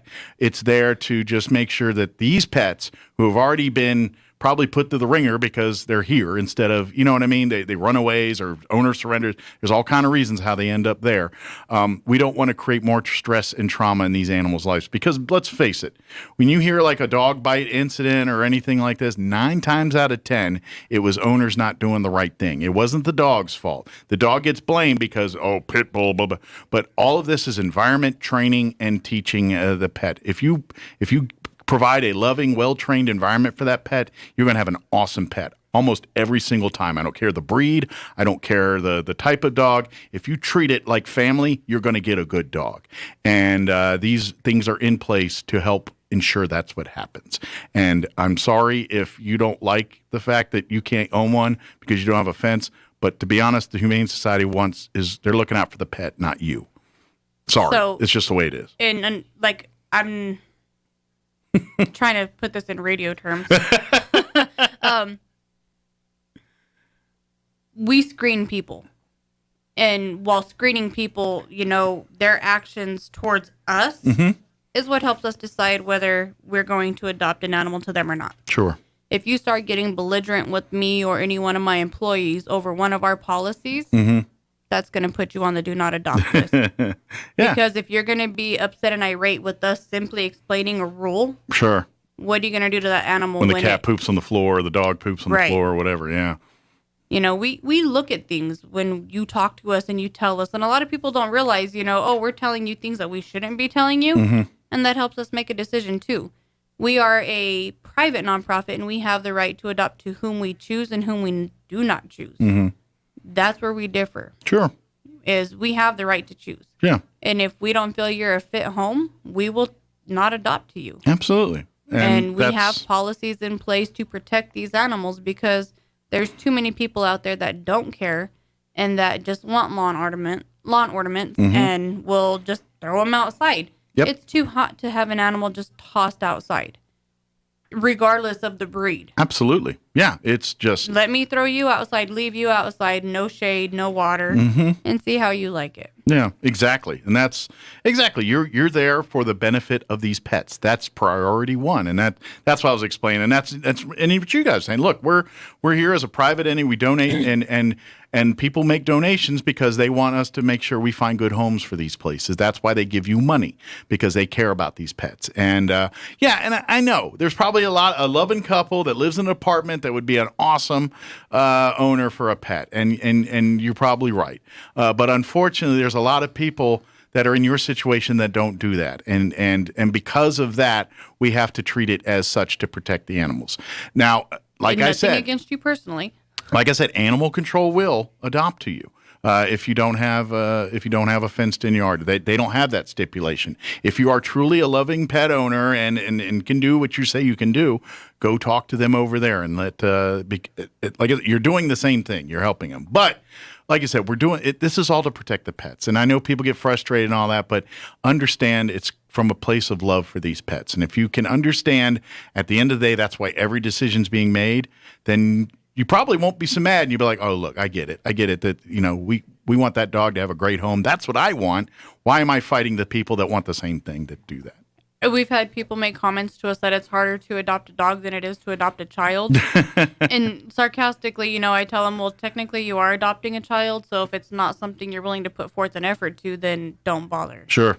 Because if you're not going to take the time to go through our policies and procedures, then why do we want to waste our time with you? Well, we are in a pet overpopulation problem because of the very things people are doing that you guys are trying to prevent from doing. Right. And that's why this is here. And it's not going to fix the problem overnight, but it will fix the problem over time. That's why we're, people talking and getting these feral cats spayed and neutered and things like that. This is all part of the big plan. You can't, and we, the community, have to do our part, and that's being responsible owners, and that's what this is about. So. And it is, if you feel offended, don't mean it by any means. I understand. Yeah, I get it. People are like, I don't, but with all the sensitivities nowadays, you can't say certain things because of whatever. Sure. But this is the way it is, The Humane Society, the priority is not people. The priority is the pets. And the people are needed to help make this happen, but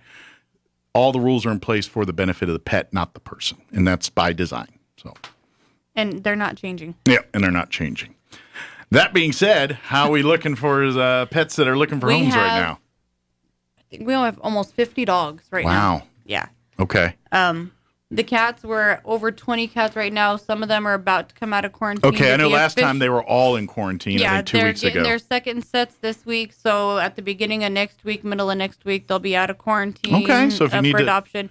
We'll adopt some cats next week. A ton of kittens. Ooh. One adult. The rest are kittens. Wow, so young cats. They're young cats. And that's what most people want is kittens. So hopefully. It is kitten season. All right. And typically this time of the year is puppy season too. We haven't seen too terrible many litters of puppies as we have kittens. We still have people on waiting lists to bring in cats. Yeah. You know what? If you don't own any cats or any pets and you're interested in getting a cat, I recommend, and since there's a bunch of kittens, grab a sister, brother, sister, get a combo there and get two. Because they're going to already have a bond with each other. They're going to be playful. You're not going to have to acclimate them like you would to strangers. Gives them some familiarity in an unfamiliar world, which means they'll acclimate better. And then when you're not home or when you're don't have time to entertain the cats, they got each other to keep company. And during the day, if you're gone all day, two cats, it's just a better situation for everybody on that. So think about it. Now, I understand if you're like, I can't afford two cats because I got to feed them and bet. I get it. But if you're thinking about it and you want to maybe go and doing it first time or bringing new cats in and bringing new pets to the household, grab two on the cats. It actually is not a bad deal. It's, quite funny because cats are typically more so loner as to where dogs are clingy to people. Mm-hmm. But when a cat, is grown up in a litter and kept with the litter, when it's separated, it has anxiety or depression from being separated. Is that kind of... Eventually, they get over it. Now, is that kind of why you see a lot of adult cats do the kneading, they're simulating kind of trying to get milk from mama kind of thing? And that's just them trying to get comfortable. Okay, I didn't know if that was part of that mental, associations there or something. They need to get comfortable. They need to nurse on mom. Yeah. They need to make biscuits in the air. Yeah. It's just... I just didn't know if that was... purring is technically not a sign of happiness in a cat. Okay. It's a self-soothing. Okay. So when a cat is purring, it's soothing itself. Okay. Or it means happiness, or it means it's about to strike. Ah. So purring means multiple things. Okay. But the majority of the time, household cats are, purring because they're happy in their environment. But when you hear a cat in a strange environment purring, it's self-soothing. Gotcha. Because the purr mimics the heartbeat of the mom. Oh, okay. I gotcha. That makes sense. See, I know my cat's happy because she does I say, hey, what you doing there, Hannah? And she's like, meow, because she's got the purr going. And that's happy. I know that one. The more so is a different story. Well, our cats talk to us constantly, or at least me. Kim sometimes, but I have conversations with the cats all the time. My husband thinks I'm hilarious because I have arguments with the dog.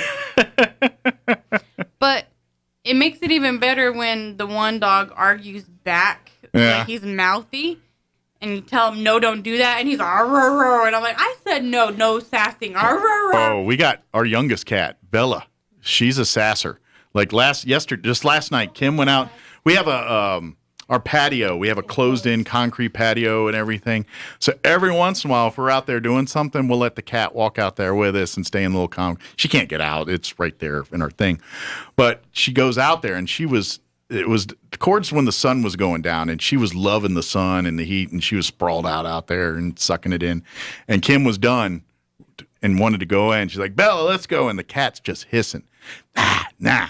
And matter of fact, the cat's walking inside to the house, and she's just hissing while... my God. And it's just her griping. She doesn't do it, but that's her way of just expressing her displeasure. I am not happy with the decisions you have made me do. She literally talks back to you and hisses. She's like, Well, so Titus is the back talker, and he's hilarious because he was in the kitchen and he was trying to like knock the trash can over. Mm-hmm. Puppy, and I was like, no. I said no. Titus. And I'm like, stop it, I'm going to spank you. And I'm like, and it's funny at the same time. It's not funny. And you're getting mad, but it is cute. And you're kind of not trying to laugh. Yeah. And then, everybody's looking at me like, you're arguing with a puppy. I know what I'm doing. This is how I keep sanity. That's right. We speak our language. We got this. So, but that's the beauty of being a pet owner. It is. Too. That's the fun part. It's the different personalities in every pet, and you've got to find something that matches you and your home. As to where, somebody might not want a vocal dog that talks back. Me, I think it's hilarious, and I just antagonize it sometimes. But, I want a dog that's personable to me. That's, when I talk to the dog, they're going to stare at me with those big eyes and make me feel like they're truly listening to me. When in reality, they're just like, are you going to give me a treat? I don't know what's coming out of your mouth. You're going to give me a treat. Yeah, how much more movement until I get some food? Yeah. This is treat time, But, and then somebody might not want a dog to pay that much in tune to them when they're talking. That's probably good to be a cat owner because that's why they're a little more independent. But we ask people, when you're interested in adopting, you're not adopting by just a photo. You're coming down, you're physically meeting with that animal. Sure. So you can see the personality of the animal because the personality they have might not match the personality you want. Mm-hmm. Absolutely. Yeah. That's why you come and visit and, it's vibe. You get a vibe and who knows, you just gravitate. You can't quite explain it sometimes. It's just like, all right, that one's speaking to me for some reason. It's just one of those things. You build the connection with an animal. And now I know like some pictures, like you might see a picture and you might just have like an instant reaction to that animal's picture because the way it looks, the way it's holding its head or the ears are flopped in a certain way. Sure. But looks aren't everything when it comes to an animal. Yeah. Their personalities can be complete polar opposite. You're adults, right? You've dated before. How many times have you done that when you're dating? Looking at the picture like, man, that picture's not what I thought it was. Ooh, the boy howdy. Yeah. A picture is worth 1,000 words, and I got 1,000 one for lies you. too now in this day and age. But yeah, you're right. You got to meet them. You have to physically interact with them. You know? Have one-on-one time with them to see how they're going to react to you. Because believe it or not, animals pick their owners. If they do not like somebody, they're going to let us know that I'm not comfortable with this person. Sure. You might be completely in love with them, but this dog might be like, come near me 2 more steps and you're going to get a toe nip. That's true. They got their preferences and things too. So, some don't like kids, some do, some love kids. Yeah. And that's why we have the requirements. Yeah, exactly. And like the other big one too is if you are adopting a dog and you currently have a dog, there will be a meet and greet at the Humane Society just to make sure that relationship is going to be manageable for you. Right. And with it being hotter, we're only scheduling those early in the morning. Okay. So on the 100 plus days, after 9:30, 10 a.m. in the morning when it's already 90 degrees outside. No more meet and greets because we do it outside. Sure. And the asphalt's too hot. Gotcha. And we don't want to blister or burn their pads. Because if you do it inside in a confrontational area, you're more than likely going to have issues. Gotcha. Littler dogs are a different Well, story. that's but it's neutral the big territory probably, whereas the adopted dog may claim territory in that room. Right. And that could cause problems where outside it's no territory claimed here, and they can kind of meet on neutral territory. Right. That's the logic behind it. It's like meeting at McDonald's, you know? Yeah. Instead of meeting at your house. It's like those Craigslist meetup spots that they created as well. Yeah. My house is not one of those. But I just saw the time. We better wrap this up. But folks, if you are looking, I know we did a lot of don'ts this time, but if you want to bring a loving pet to your home and you've got the means to do so, there is a lot of great pets right now that looking for great homes. If you're a dog person or a cat person, don't matter. They got you covered. But like I said, for the cats, next week it'll be middle of next week. We'll have the cat room completely open because everybody in there will have both sets of shots. Good deal. But in the meantime, I know we were just talking about, but you can kind of get you a can look at them on the website. You Yeah. know, you can everything that's there. In the shelter is on the website. Yeah. It does say not available, but that just means that, they're either in quarantine or they're not up to weight.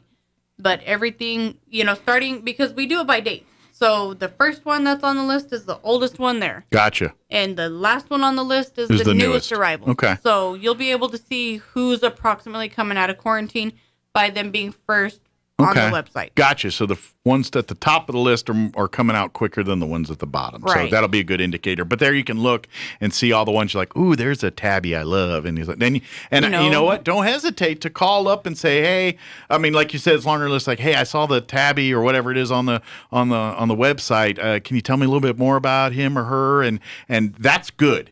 That's kind of, because that shows you're wanting to learn more, and the staff would love to tell you more about him and stuff. And then when the cat does come out of quarantine, you can make arrangements to come and meet the cat and decide whether you want to, spend more time with this cat here. So but in the meantime, if you can't wait, do your window shopping right now at RoswellHumane.org. And while you're there, if you'd like to become a member of the Humane Society, your kids, your pets, your fish, your dog, your house, anything can pretty much be. If you got a gravel front yard, count your rocks. We want them as members. No. You can be a member. With that, you get, of course, your newsletters and everything, but you also get a say in at the annual meetings and everything there too, is what's going on with the Humane Society. But that your membership supports keeping those doors open, helping pay for vet bills.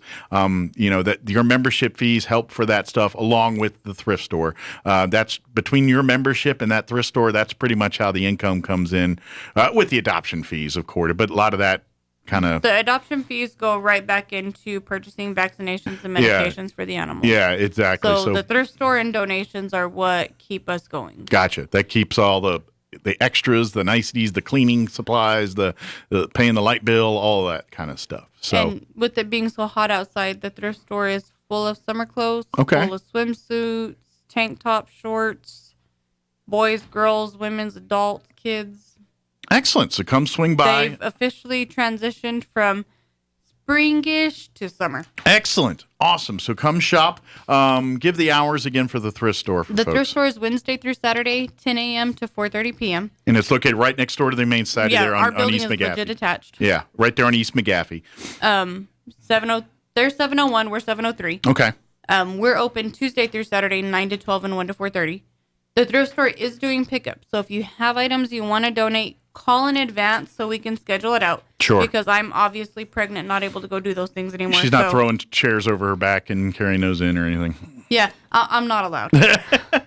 But, we just need to schedule accordingly to what staff we have scheduled so we can make sure that somebody who can do the proper lifting can go out to pick up these Absolutely. items. And plus, we don't want people just leaving stuff at the doorstep, because we have people that destroy that stuff. They take donations Wednesday through Saturday. Yeah. If you do it during the times they're open, schedule it when they're open. Yeah. If you're doing a big favor for everybody. If you're only off on like Monday and Tuesdays and you have no other option, call on Saturday, make arrangements. Yeah, we'll figure get out something. it figured out. So that way it's not being stolen, rummaged through, and discarded, because we have a lot of people that do that. Yeah, and it's unfortunate, but it is what it is. It's the world we live in. So if you can help out that way, that would be great. Because I know some of you look at it as like, oh, it's a way for me to get rid of stuff, which is awesome. That's a good thing. But at the same time, we hope you're doing this because you want to make a difference with the Humane Society. And if that's part of it, then if you can kind of work with them a little bit on that, that'll make it easier and actually be more benefit to the Humane Society rather than cost of money to dispose of stuff. So that's the reason for that. So food for thought. Yeah. Awesome. Well, did we get it all? I think so. Awesome. Well, come on by, folks. If you want to volunteer and help clean and all that stuff, or help out, I'm sure you call at thrift store or at the kennel. I'm sure inquire and ask, and they'll tell you how to go about doing all that stuff. We can. Absolutely. But appreciate the visit. We'll see you here in a couple weeks. Yes. All right. It is 9:53. Let's do quick news and a quick break before the show ends. Don't go away.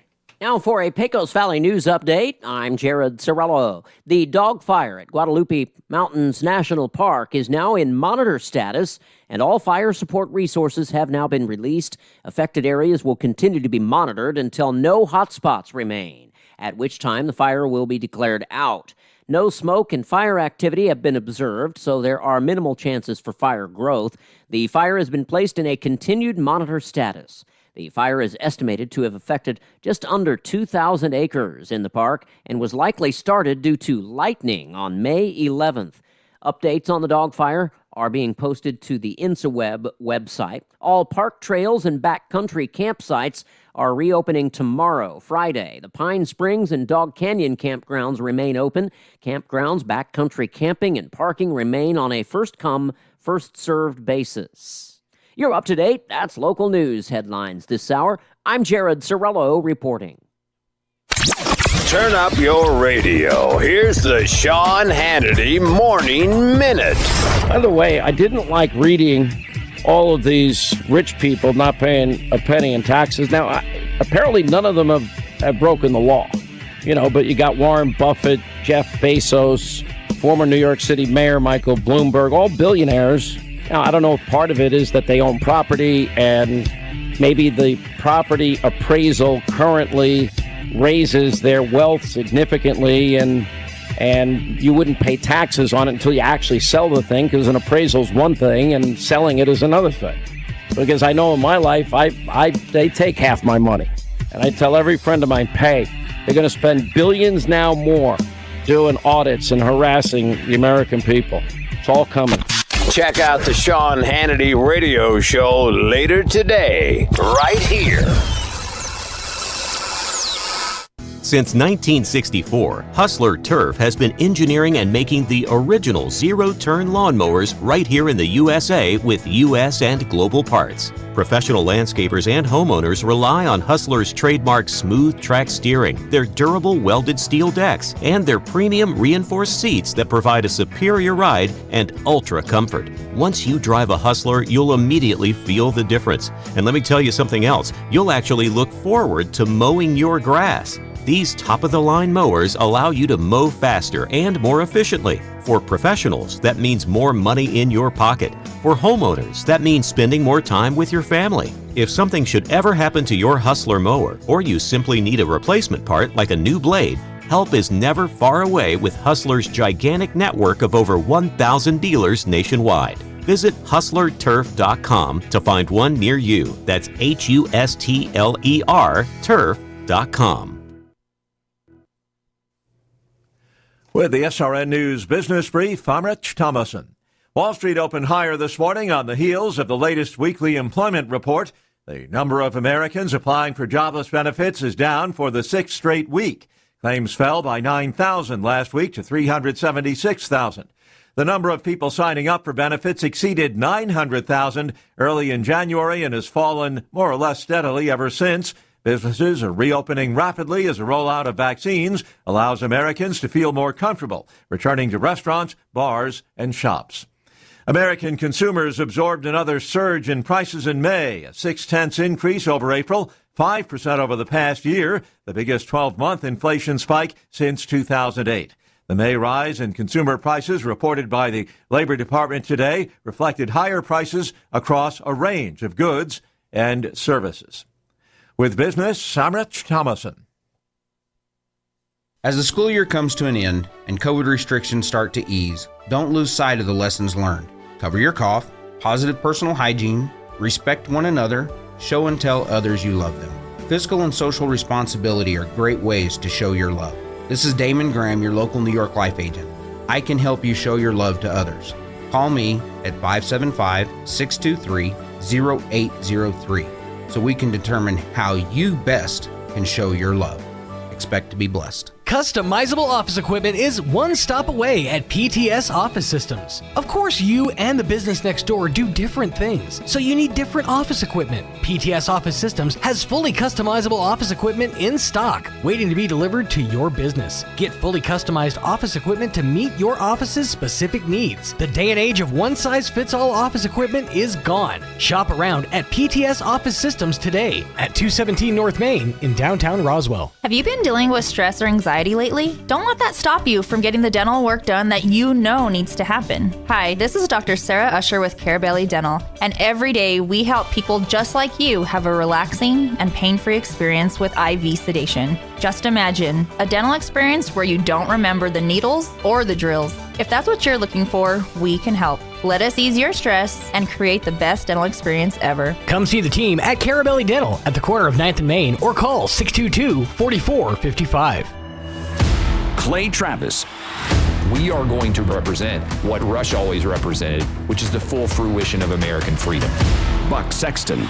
There is nothing that has ever been comparable to being at that golden mic. Clay Travis and Buck Sexton, inspired by Rush. You'll hear them both right here on this station at this after Father's Day weekend. Here's a Mornings with Mike Winters fun fact. Alaska is the only state name that can be typed on one row of keys. Go ahead and try typing the other 49 states. We'll wait. Here's Mike Winters. And that's going to do it for us. Thanks for allowing us to be a part of your day. Have a wonderful day. Rush Limbaugh program up next. We'll talk to you tomorrow.